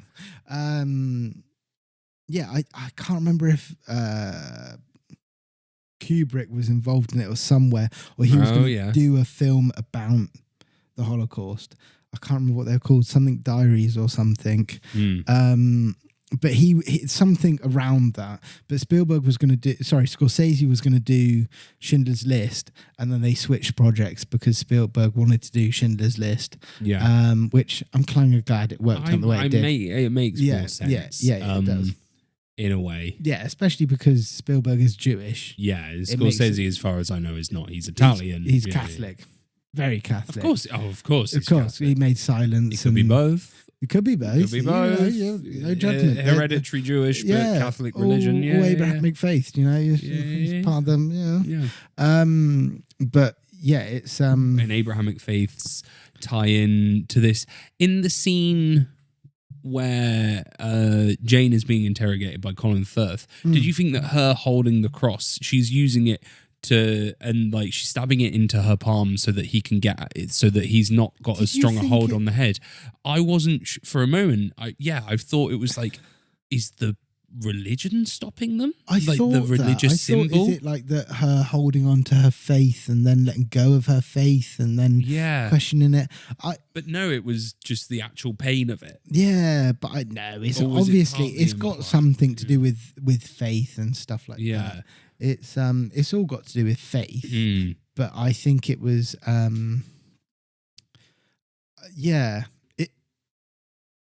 I don't know. I will admit, as I've gotten older, I have been more intrigued by those kind of questions around faith and stuff like that. As In movies or in real life? No, in films and things like that. I'm not a religious person myself. But I find it quite interesting, those kind of concepts. And have you seen Hereditary with Yes. I really found that interesting. The horror film. Yeah, Hugh Grant. Yeah. Oh no, not Hereditary. No, sorry, Heretic. Yes. Yeah. Yeah. Great film. Great film. Great little Hugh film. Grant. Hugh Grant could have done this better than Colin Firth. Hugh Grant would have been great. Hugh Grant would have been. Perfect. Because in Heretic, he is insanely good. Cozy grey-haired Yeah. British man Yeah. for the mums. Yeah. Every mum is going to see that film. Yeah. Menace. Because he plays that film so well. Yeah. I love Colin Firth, but he would not have done Heretic. No. Hugh couldn't Grant have. is insanely good. Yeah. To the point that I was like, why on earth has he not Hmm. done more stuff like this beforehand? Also, him flipping out in this could have been funny as well. Have you seen the Dungeons and Dragons film? No. Very But good. Yeah, very but good. He's good in that as well. But yeah, Yeah, he's Heretic. brilliant in it. He goes when he does his monologues and stuff like when he does the thing about is it the Landlord board game?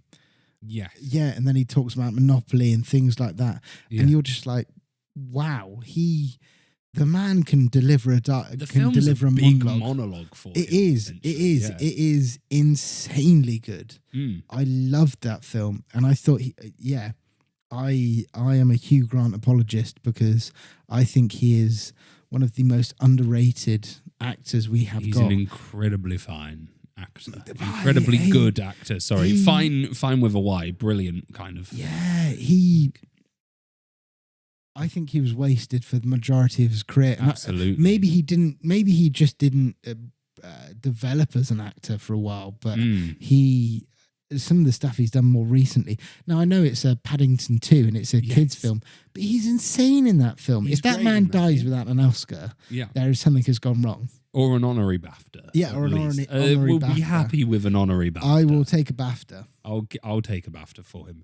We'll go back to David Koepp. He's written many things over his life. We were going to play a game, weren't we? Who is the most successful, financially successful screenwriters? And it is in the US based, is what it is. David Koepp's also written, he wrote Spider-Man 2002, so original recipe Spider-Man. He wrote and directed Ghost Town. He wrote and directed Mordecai. He wrote the 2017 Mummy. He wrote Indiana Jones and the Dial of Destiny. But then he also wrote the critically acclaimed Black Bag for Steven Soderbergh, which didn't make any money. He wrote Cold Storage, which was based off of a novel of his. I've seen that. It's not great. Okay, fair enough. Vanessa Redgrave's in that. He did weirdly. War of the Worlds. He did Panic Room. He was a script writer on. He did the original Mission Impossible. He was a writer on. He did Death Becomes Her, Toy Soldiers. So he's got very good films, but then also some not good films on there. But his films have grossed $2.97 billion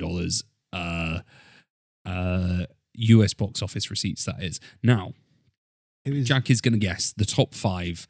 Who are the highest grossing screenwriters? I'm going to think... I believe it is based on US box office. This is from 8 years ago, and it was last modified 8 years ago. So I do think it's changed, and that the one who is number 5 Cameron, is actually should be number 1. Yeah. James Cameron? He's number 5. He should probably be number 1. Yeah. I'm going to say, who's the guy who wrote The Dark Knight? So... James Cameron's number 5. Yeah, the guy who wrote Dark Knight, what's his Koepp's name? number 4. Oh, David S. Goyer. Yeah. Not in the top 5. Can I have some clues?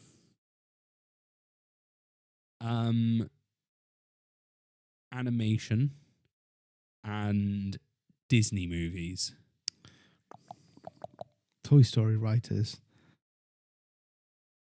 That's a good shout, but I've forgotten not his name. quite. No, okay. I can't think. Is it Marvel in there? You know what? I'm going to find a different list. I'm sorry for miss. I'm sorry for. Do you want me to test you while you're No. finding the list? Because no, I'm sorry to mislead you. I'm going to a different list. I'm going to give you a list while you're doing that. Okay, So, I've got a I've fresher got top 5 directors. grossing directors. Yeah. I've found another list. I Okay. found a better list.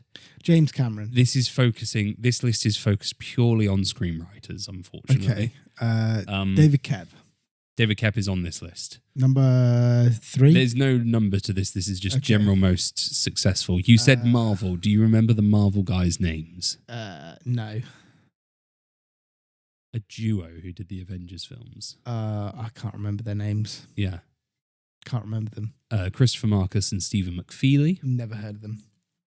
Then we have some big franchises on here. I wouldn't. Is it the Bond writers? It's not the Bond writers. Think of 2 films out of a trilogy that we've reviewed already, but haven't done the third. Fran Walsh. Yes, Fran Peter Walsh is on Jackson. here. So Fran Walsh is on here for the Lord of the Rings movies. But then there's a certain magical school that we haven't talked about. Oh, Harry Potter writer. Yeah. Steve Kloves Oh. is Harry Potter's writer. He has 7.9 billion at the box office for his for the Wizarding World Well, you films. would have thought it'd be a bit more than that, wouldn't you? Fucking cheapskate. And then That's finally, that's a couple of billion off the annual turnover of Hollywood itself. yeah. That's a fair bit of cash. Yeah. Then you're not going to get this last one. No. I don't think. It's a franchise. It's not one we ever talk about. I've not seen a single one of the films, but I could tell you about all of them. Fast and Furious. Yes, Jack. Great Yeah, work. Chris baby. Morgan and the Fast and Furious. Going back to that original list, who do you think could be a writer-director? So number 3 was Ted Elliott, who was a writer on Shrek, as well as The Lone Ranger and Pirates of the Caribbean, Curse of the Black Pearl. Fair. Number 2, you probably won't know as well, but he wrote Aladdin. His name is Terry Rossio. I've heard of that name. He also has written Godzilla vs. Kong, Pirates of the Caribbean, Curse of the Black Pearl, Shrek as well. He was a writer on. Then finally, at number 1, which is now incorrect because Jim Cameron's beaten him. Yeah. Writer-director. What kind of films has he directed? Science fiction. Science fiction. Writer, director. Big name? Huge name. Spielberg. No. Cameron. No. Michael Bay. No. Huge name.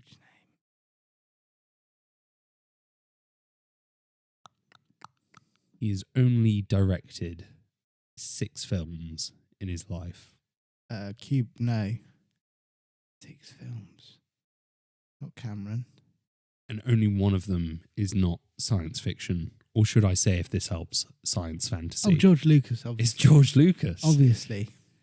But I saw him there and I was like, oh, of course. But I also didn't realise as well. Because you forget. Top directors. Top grossing directors. Is this adjusted for inflation? Is it US box office? Is it international? Worldwide box office. Worldwide. Nolan. No. Not on the top 5? No. Is it adjusted for inflation? Yep. Disgusting. I guess he's not made enough movies. Jim Cameron, surely on the list. Yep. Number 2. Number 2. We're doing top 5. So Top yeah. 5. Okay. Number 6 is interesting.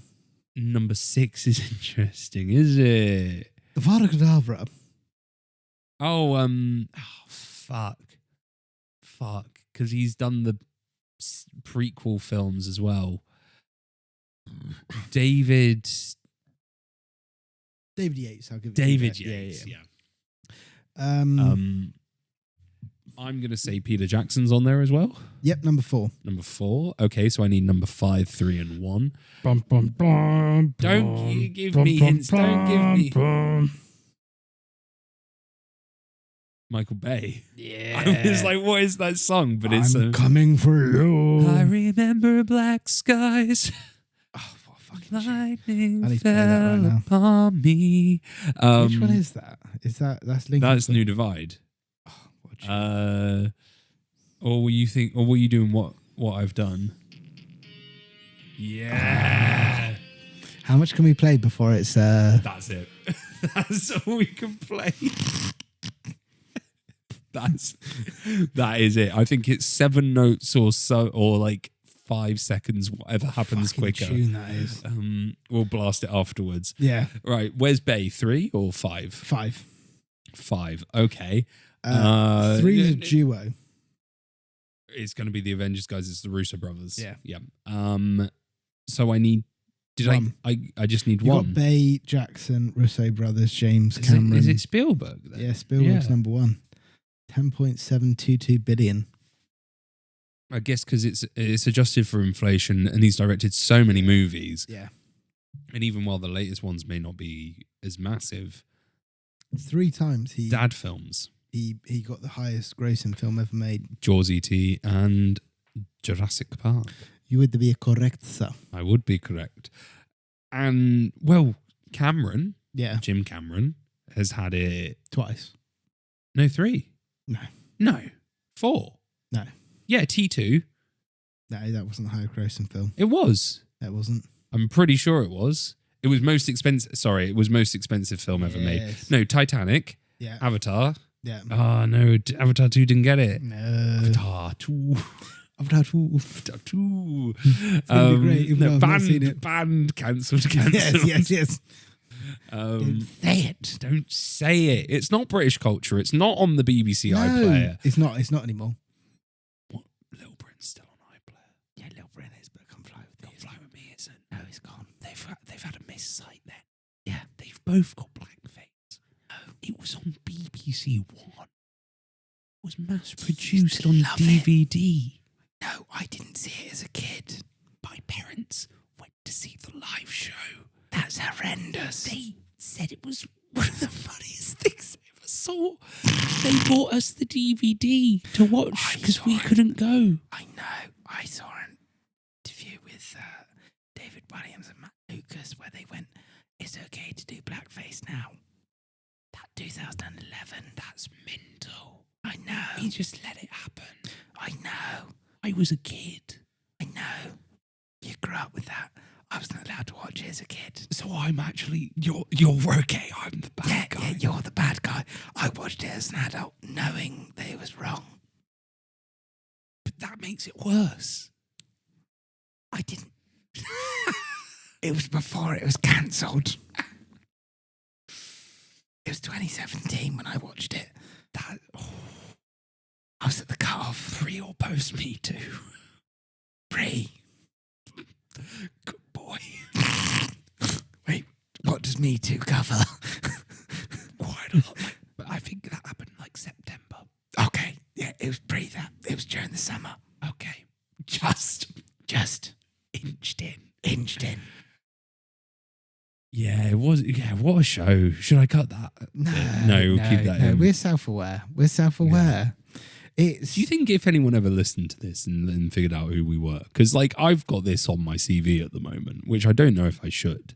They'll then be like, these guys don't actually deserve a job. Like we should cancel this guy. I don't think we say anything too bad, and I then cut it out. But say I'm not looking for a new job, but I get a job.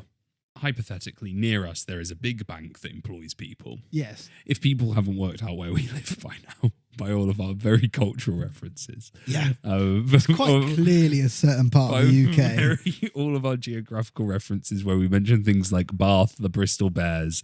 Scunthorpe.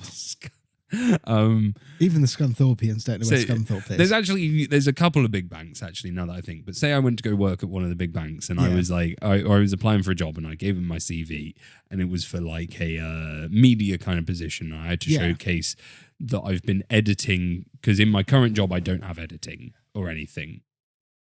But I had to showcase I do. So don't open. You're mental. We can share some of this if you need. It's all right. I'm gonna But have a what little about bit the more. wine you need for tomorrow? That's all right. I can get another one. Jesus, he's gone crazy. He's gone mad with power. Oh my God, it's 20 minutes to my hard out.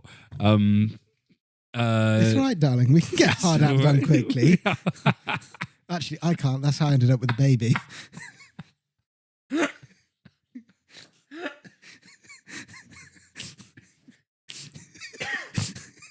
But do you think that if a big bank listened to this, would they then be like, he can have a job or any he employer can't? is Cameron, we're fucked. Oh, God. I should take it off the CV then. He's nearly choked. He's nearly choked on the jammy devil. I'm glad I'm wearing a black tie. Jeez. No stain shown. Oh, that's nice, the jammy devil. Try a bit of that, Cameron, darling. Okay. This is getting a bit towards the end. I'm not sure. Do you want to finish that for me so I can Go on have then, a darling. Norcots? Yeah. Oh, that's incredibly sweet. Yeah, that's jammy. That That devil. long-haired wine wanker on Insta would hate He's that. brilliant. I love him. I know you love him. yes. He'd despise that. You have that if you want it. Are you sure? Yeah. What about the Norcots though? Then have the Norcots after. Okay, we'll probably share the Norcots. Yes. To be safe. Thank you. You're such a gentleman. Cheers, darling. Cheers. Much love. Much love indeed. I'm loving the 27-year friendship. Exactly. It is coming up to 27 Who knew years. when we were that age that we'd be sat here in Who 27 knew? years' Yeah. time, merely a mile away I from know. where our A friendship was born. fledgling friendship was Yeah, born. yeah. We'd be drinking cheap Asda wine, And beautiful, delicious Norcots cherry cider. Talking about one of our passions. Yeah, who actually would have known it? Who would have known? Yeah, but people have heard this before, but we met at a thing called, at the nursery, called Yeah. Playgroup. Playgroup. And there is a paper bit, this piece of paper that I found, that I've had for years, and it's like, hello, my name's Cameron, I'm at Playgroup, I'm age 3, and it says my best friend's on it, and it says, it's you, Jack is on it as my best friend at age 3, another person called, we'll call him, that is his name, and we'll just say, I'm not friends with.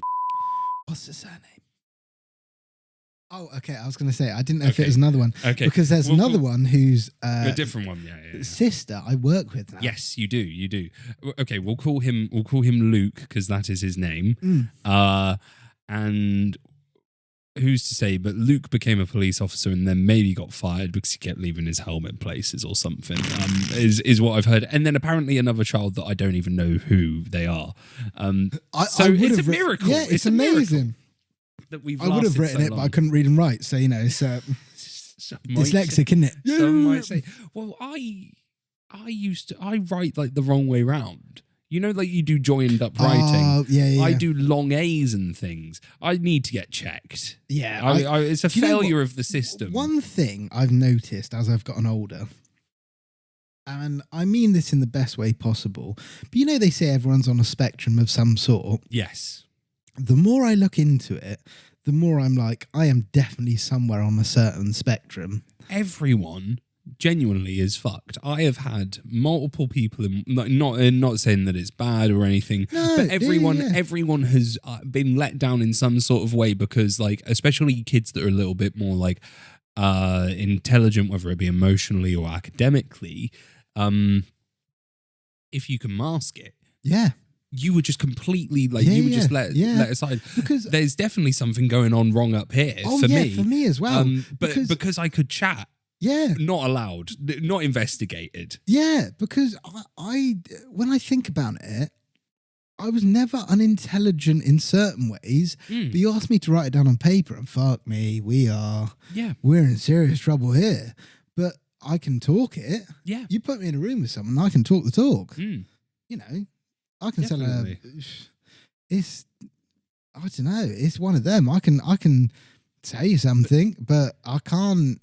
So another friend of ours, I won't say their name in case they don't want to listen, but I saw him recently and he was like, oh, I've been diagnosed with autism. And I was like, all right, Fair enough. I was like, I'm not shocked, No. but I'm also I'm happy for you that you have this diagnosis. Yes. Having said that, I need to show you something I've seen of that person. Okay. I don't know if I... We've been recording nearly 2 hours. Do we want to wrap this up? We will do Snackety Snacks in one moment. Oh my God. There's still snacks. It's 15 minutes till the hard out. It's 14 minutes, really. Yeah, it is. So this is... Yes. No, I knew this. Yeah. Yes. No. He's doing stuff. Is that on? Yeah. Where is that? Bristol. Wow. What is that? It's an improv group. Oh. Maybe I can say, I don't know. Friend of the show. I think if he's not happy for me to share it, whatever. Wow. But I'll say friend of the show and I'll bleep out his name. But yeah, he's but like he said it, and I'm glad that he's got it because they've got an audience there. They've got more than we've got. He's listeners. got an audience. Yeah, he does have an audience. He does have an audience. Fucking bastard. But yeah, he's happy to have the diagnosis, but like it was some friends from uni as well have also been like, oh, I've been diagnosed recently, and I'm like, this is very good for you, but it feels like you've been failed, that it's been taken until you're in your fucking late 20s to get this. The thing that I think on it is when I speak to people, and the more people I know, the more I think, is it actually a big thing? And I mean, and when I say this, I mean in terms of every single person I know has got something. So are we all just on some form of spectrum? And actually, some of it is, slightly more severe than others. Definitely. I don't think it should be a big thing. Like, I know for me, if I'm out of my routine, oh dear, we are in big trouble. Yeah. I need a routine in my life. If I'm not sitting down watching a film in the evening, yeah. Whereas I could probably benefit from a routine, but I've got a very flexible kind of job. Nomad life, you could say. Sometimes, yeah. Yes. And I have lived very nomadic, whereas I could probably benefit from, having the routine. I don't at the moment. So yeah. I think there's definitely the thing with like diagnoses and spectrums is like everyone has traits and touches, but it's like however many you tick off is like how you get diagnosed. Do you reckon someone like Spielberg has a little bit of something like that? He's got something. Like Tom Cruise is dyslexic. Yeah. And all of these are just different ways in which got we more work. links to ADHD than people thought originally. Yes, yeah. Yeah. And I'm fully dyslexic. And then ADHD is linked to autism as well. Like, and there's like it's a circular spectrum. It really is. And there's lots of stuff out there. And I think it's trying to, when we're saying like people are diagnosed and stuff, it's not being like, oh yeah, they've got a diagnosis. It's now being like your mate that you knew, who you've known for all your life, they can have something happen. Yeah. Or be I diagnosed. Can think of a friend of the show who I remember at a birthday party put a pair of boxers on his head and looked out the door naked in a change room after having a party in a swimming pool, who I potentially think maybe could have a diagnosis of ADHD. But was this person also a police officer that kept losing his helmet? No. He shit himself on a residential. I'm thinking of someone else. Never forget that. Who are you thinking of? Yeah. Don't need to think twice. No, fair. That's who I was thinking. But yeah, as you say, people have everything. I'm medically anxious. Like, I don't mind saying it. Like, I need to take meds or else my brain falls out my ears. Like, yeah, I'm medically, I think, the other way. And therefore, I need some anxiety in life to actually, like, get up and do stuff. Can I have some of the medical chill? Let's just transfer. Just medical chill. We'll be fine. How do we do it? By kissing? Who's to say? Fucking Mother of God.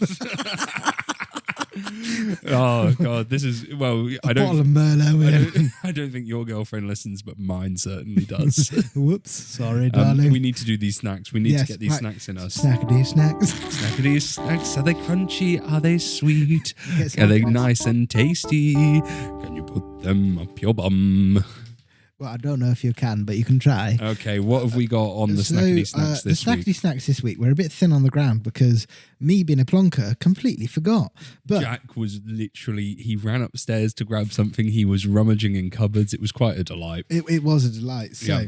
we've got, to start with, we've got the age-old Starbursts. Now, you take I'm going to give you two. I'll close my eyes and I'll try and guess You've got the flavour. the red one and the orange one. Try and guess the flavour. Oh, sorry.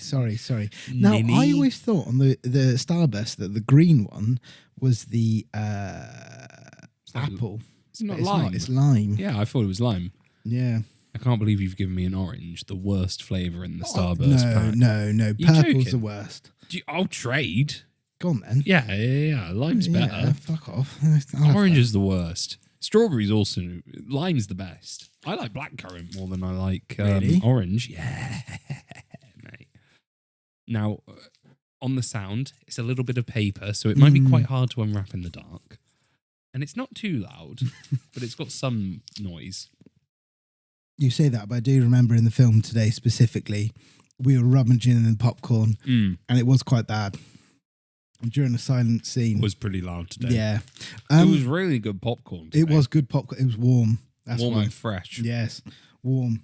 I got it because I was in a rush because I thought, Cameron's already going to be in the film. And I got the popcorn and I walked into the cinema and I was like, where's Cameron? Yeah, sorry about that. That was absolutely fine, my dear. Yeah, it just took half an hour to go 5 miles or maybe 4 miles. I'm going to have the lime. I'm also getting the lime. Issue with this is sometimes you get the paper where it gets a little stuck. It's not good. I specifically remember going to watch Hamilton with an ex of mine, and we had Starbursts while watching it, and I ate a bit of paper because I was trying to be quiet because I didn't want to be loud during Hamilton, and it was just horrendous. Also, you sometimes can't fucking get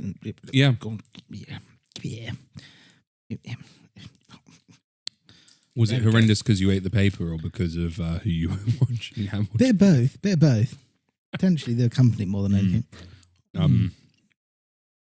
Definitely not the person I alluded to in the Obsession episode. Speaking of, with Obsession, do you want to change the grading of it? Do you want to change No, it from stick a to 4? You're going to stick with a 4? Are you going to go to a 5? I'm tempted.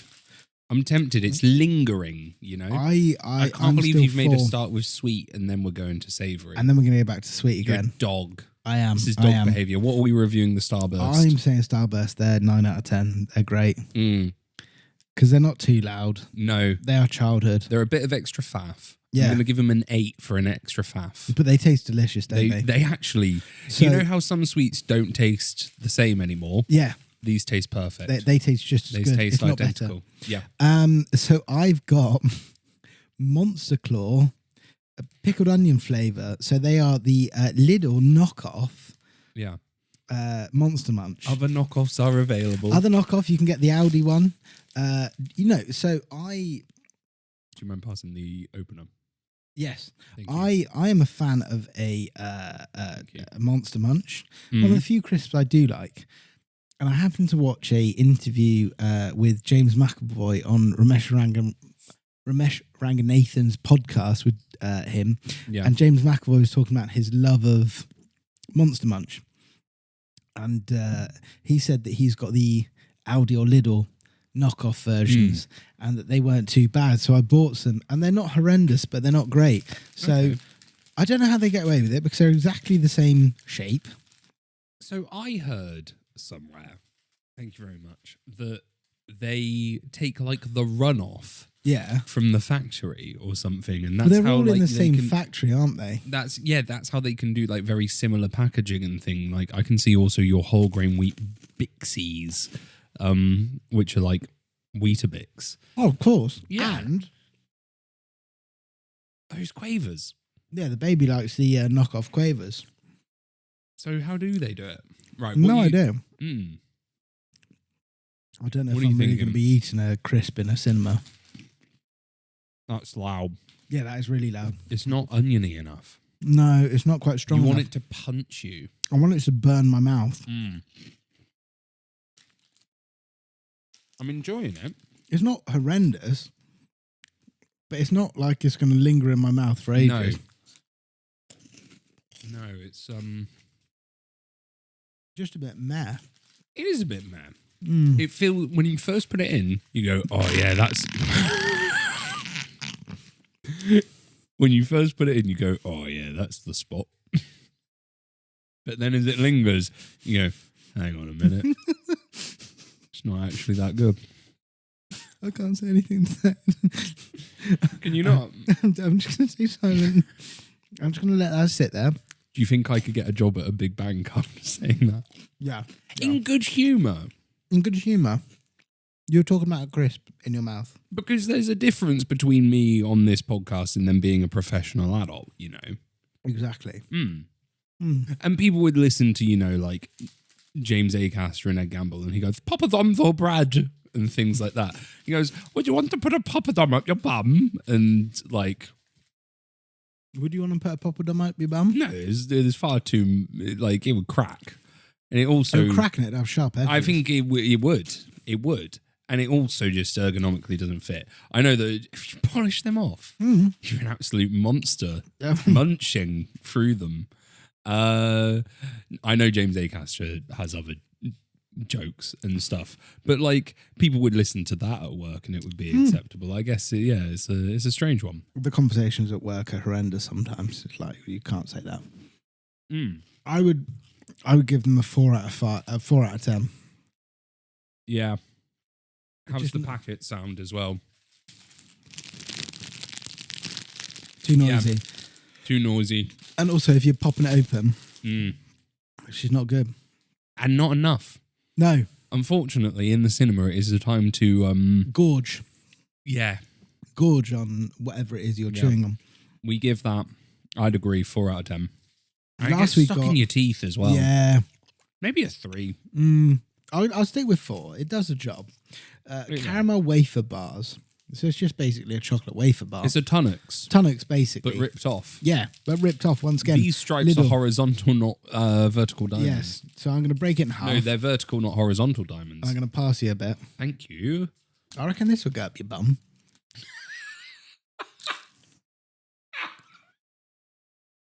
That's how Jack just tested it. That's how he's tested it on the pop. No, he's not. He's not. All right. Let's have a bite. Oh, soft. Softer than expected. It was softer than expected. I mean, that's not bad. It's a classic. You don't need to have the OG for that to taste good. Do a little wrapper test. I'm not too loud. Not awful. Not awful. It's better than... Yeah. Now they're both made out of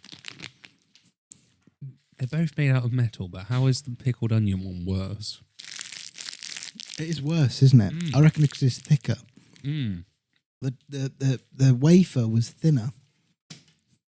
I would say if you got a Tunnux one, Yeah, would be quieter. I reckon it would be. Their wrappers are different. Yeah, I'm giving that a 7 out of 10. That was pretty great. Yeah, it was pretty great. We are both a bit tipsy, so I can imagine why. I might give it an 8. Yeah. Oh, really? Oh, No, I'll knock it back for the wrapper sound. this is Starburst wrapper sound. That's okay because it's lower, so it's not going to travel. lower frequency. And this is the little paper wrapper. Jack's eating a purple, even though it's the least favourite colour, according to him. I can't believe our episode on Disclosure Day has become the longest episode yet, maybe. how many hours? It's 2 hours. How many hours? Not even. It's 2 hours. We're past the hard out as well. Oh shit, we better wrap up. No, we should start wrapping up. I think it might be a couple of minutes under Lord of the Rings, Fellowship of the King. That was big. It was big. I think this is second biggest. Yeah. I'll rate that. Go on, is there any Starburst left? Yeah. Do you want some? How many are there? Oh. How many are there? How many are there? Should we finish these? Yeah. Is there anything else you want to discuss? Or I feel like we've indulged each other, but also, once again, we should say this is what the podcast is for. It's for us to see each other. It is like we don't fucking care if you listen. It's a really don't give a shit. It's a wonderful. We can have a cider together. We can have a bottle of wine together. Like, I think there's like a 20 minutes in a week when I look at the analytics and I go, oh, it would be nice if more people listen to that episode or that sometimes episode. You think if more people listen, we might lose our jobs. So. But I go, oh, it'd be nicer if people listen to that specific episode or all that one did well. But then when we actually sit down and do it, I'm like, I don't give a fuck. I just like spending time with my beautiful boy. My boy. My beautiful friend. That's exactly what it's here for. I think this has been one of the most fun ones we've done in a while. I think so. Probably because we're absolutely narcotsed. You could say that. This the recycling is going to rattle. Oh, it will. But is there anything else you want to say just while I shove in the final few starbursts? No, I think I'm intrigued. One of my thoughts was while watching the film, while going back to Disclosure Day, I know we've leaped a mile away from the film, but I wonder how many more films Spielberg's got in him. The man is 79 years old. He'll be 80 at the end of the year. I just wonder what his lasting impact will be on film. What is going to be his last grand film? I feel like no matter what, he will always be remembered for specific films. Yeah, this film just felt a little bit like. I feel like he could have, if he went out with Fabelmans. Yeah, like obviously, I'd love for him to come back and do something amazing. I just think that it kind of that one, darling. Oh, thank you, darling. It just felt a little bit kind of. It felt a little bit Netflixy. And I don't know if I'd go that far because it's still like better made than some Netflix stuff, but it felt disposable. Yeah. And I feel like, again, it would have been more special if it was made in the past, if it had older techniques to it.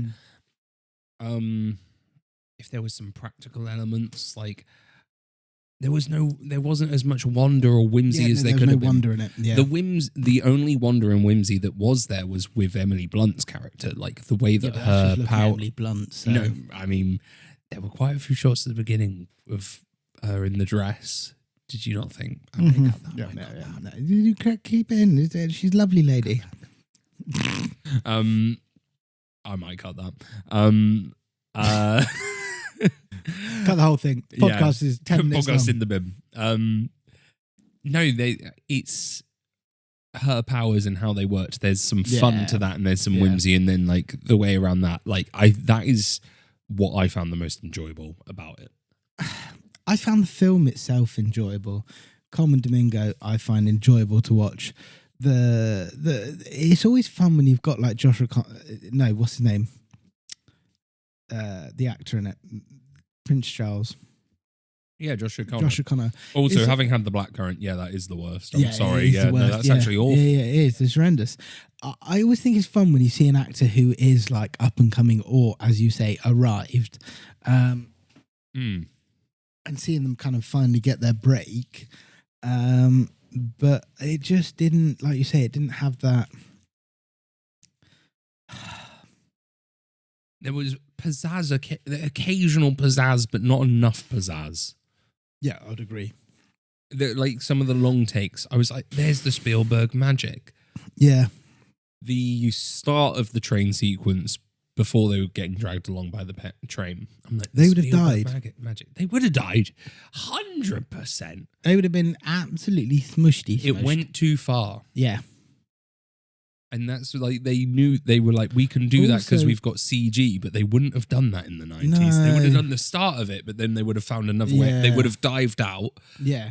They would have dived out and then done something to like fuck with the gun or whatever, or she would have used her powers. There would have been a smarter way out of it than... There also would... the only thing my main thing is like it didn't feel like it had all the stakes. Like realistically, it wouldn't just be one guy. It wouldn't just be Colin Firth and his posse. It just felt like it was kind of a bit villain of the week, if you know what I mean. I get you. That's the thing. You know, a film like that it could have felt like that has lots of like different players and stakes all over the world. What's that? Transformers 2007. I agree. That film feels the scale. You feel the scale of that. Because there's a Sam Witwicky plot. Yeah. Soldiers in the desert plot. Yeah.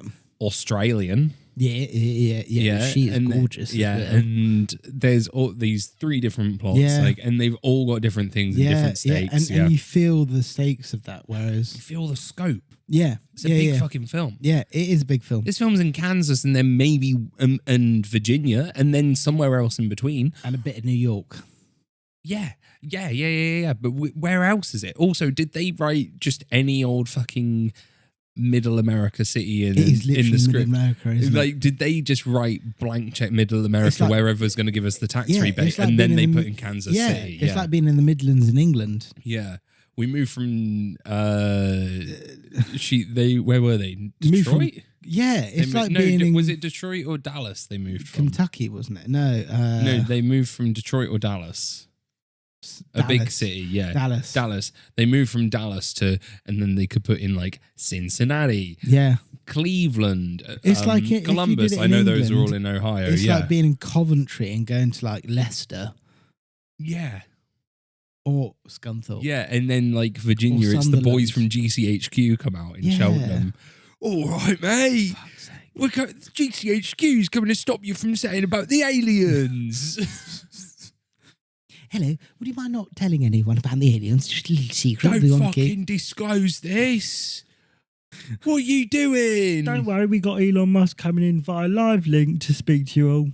I hope they're not like the aliens in Signs, because then they'll be afraid of a bottle of water. Signs is a film we should do. I should. I really like Signs. I think it is actually a good film. Yeah. We should. Mel Gibson is a questionable human. I'm happy to watch whatever. I think it's nice to stay current, but it's nice to do. I do think we need to. I'm scared of doing Toy Story 5. It scares me. 4 was very good. 3 was brilliant, and then 4 was also good. What? Did you like 4? Or you didn't like 4? No. You didn't like 4 at all? No. 4 made me cry. I hate 4. Whoa. I hate 4. Whoa. I'm not even just saying that. I hate 4. 4 shit. You hate it? Yes. I despise it. Fascinating. I really, really dislike 4. Okay. It feels like, you know, if you forgot something at school and you had to walk back into school and everyone's gone and you're like, hi, I've forgotten something here, and you feel really weird and anxious in yourself. That's what 4 made me feel. I understand that with the idea of 4, but I felt like it then delivered on the execution. No, I didn't like 4. What I don't understand is why the fuck is Woody back? Yeah. Why is Woody back That's now? what this feels like and to me. And they've given Woody a bold spot. You're joking. No, they've given Woody a bold spot. I've not watched the trailers. This is me being very... In the trailers, Woody's got the bold spot. What the fuck? Woody needs to get to Turkey. But I don't get why they've done it. Of money. Yeah, dollar obviously. Bill. But I don't get why they've brought Woody back. Because the money makes money. But 4, even if you didn't like 4, surely him going off and having his own thing, going their separate ways, did you not like see the merit in that? The end of that. Yeah. Yeah. Like 5, there was at least time between 3 and 4. Yeah. There's not a lot of time between 4 and 5, really. Yeah. Do we want to do the back rooms? Is there anything else we want to talk about? Have you seen the back rooms? No, I nearly went the other day, but ended up spending the evening with colleagues. I would like to see it, but yeah, it's we could have gone today. Yeah, but we saw Disclosure Day. I'm glad we saw Disclosure Day because I want to support Spielberg. I'm glad we've seen it, but I want him to. Unfortunately, I don't think. Sorry, carry on. I just want to see him go on and do something. I always get the feeling like I would love to see these directors that have got carte blanche in what they want to do are being given, like, for example, James Cameron, you say to him, I want to see you make a film for 5 million. What can you do? Smaller budgets. Yeah. Because imagine 115 mil. 15 mil, what can you do, Spielberg? What can Spielberg do? Give Spielberg 15 mil. Give 10 other directors, Curry Barker, the lady who made the Babadook. What is her name? I've forgotten her name. That's awful. That's very bad. We should know this. It's not. Sean Baker, 15 mil. I say Spielberg gets the 15. 10 others get 10. Yeah. Out of this budget. Yeah. That's what we do. What is her name? That's awful of us. That is really awful. And I've blanked. Essie Fisher is the actress. Yes. Jennifer Kent. The guy who made the film with Jude Law with a beautiful soundtrack and Nicholas Hoult. Yes. He's married to... It's not Essie Fisher, it's Essie Davis. He's married to Essie Davis, the actress from The Babadook. Really? Yes. Yeah. Is it Justin Kurzel? Yes. Yeah, because he also did that horrible film, Snowtown. Yes. Yeah. Yeah, horrible. Yeah, horrible he's film. Aussie. Yeah. Yeah, The Order. Mate, we're going to make the film, okay? Right, like, it's going to be horrendous, okay? You know the reason why Australians talk the way they do is because the whole time they're really tired and it's really sunny outside, okay? So they couldn't be asked to talk, which is part of the accent. Whereas Northern, they were shouting over machinery, isn't it? So that's why they shout like that. Who's this that you're doing? No, genuinely, there's a theory. Yeah, but I've seen this before. It's Jason Isaacs.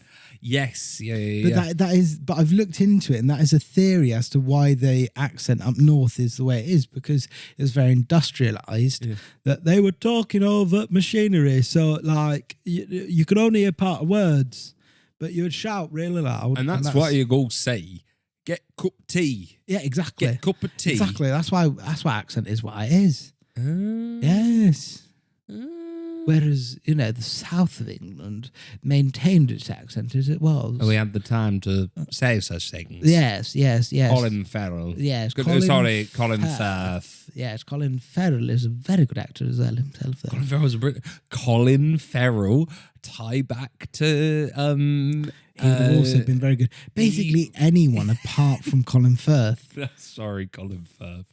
We're sorry. Even someone from the local Anbram group might have done a better job. Colin Firth. He was Jim good, just not Paddy Considine. Not right. Yeah.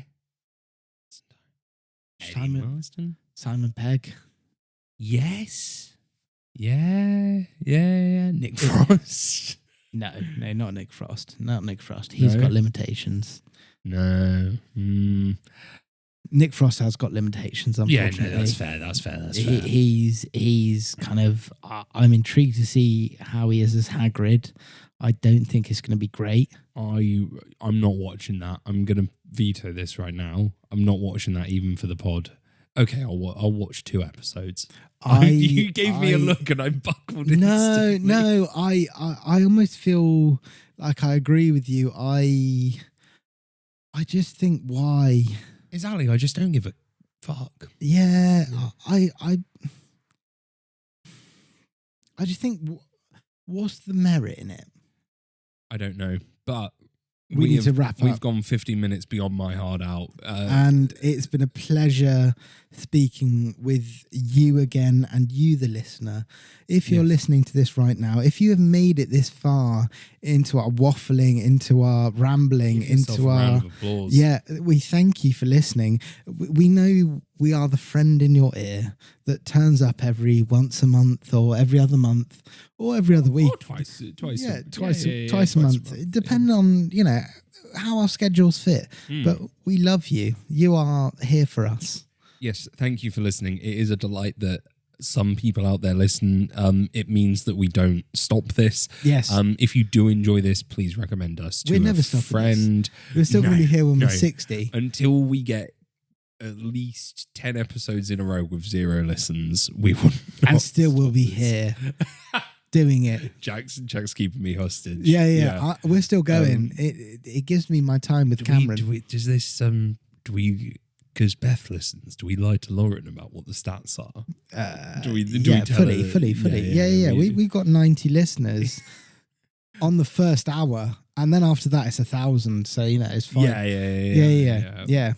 We've been around that on some. Some of the reels have been pretty huge. Yeah. Our reels are big time. Reels are big time. Thank you very much for listening. Share us with a friend. Thank you. We spoke about Disclosure Day for at least 10 minutes. We spoke about Colin Firth for at least 10 hours. Well, when there's a problem with this film, there's a problem with the film. Oh, very true. Shall we? Do you think he looks a bit chubby in this film? Don't think we could comment on that. But do you think he looks a bit fuller in the face? Not. Did you think? He's in his 60s. No, I know, but there's many things you can do these days. Not at 10. There's the jab, there's the, liposuction, stuff like that. I just thought he looks a bit fuller in the face. I don't think it looked bad on him. Maybe he's hiding it with the beard. Yeah. I'm not fuller in the face. I've got a beard. Yes. I spent many a time on a TV show with a good catering. Lovely. I bet I had good was catering. the catering Yeah, for them? I think it was. It would have been for them, not for crew. me. Crew get different catering. Yeah, From for my me. experience, crew get different catering on a good TV show. And I worked on 1 or 2 good TV shows. The catering is absolutely banging. Yes, I know. I put a stone on. Oh. Yeah, it was bad. On Netflix, extras get this. Everyone gets the same high level. So It was good. On Hostage, best catering I had. If you're out there and you're working in the industry and this is very late, hire On Time, time with a THYME. Best on set catering I've had. Best ever. And that is the nuggets that we leave you with. Yeah. And on that note, good night from us. Good and night. If you're listening to this in the morning, good lunchtime. Good lunchtime. Don't have nightmares of aliens. Yes. Goodbye. Bye.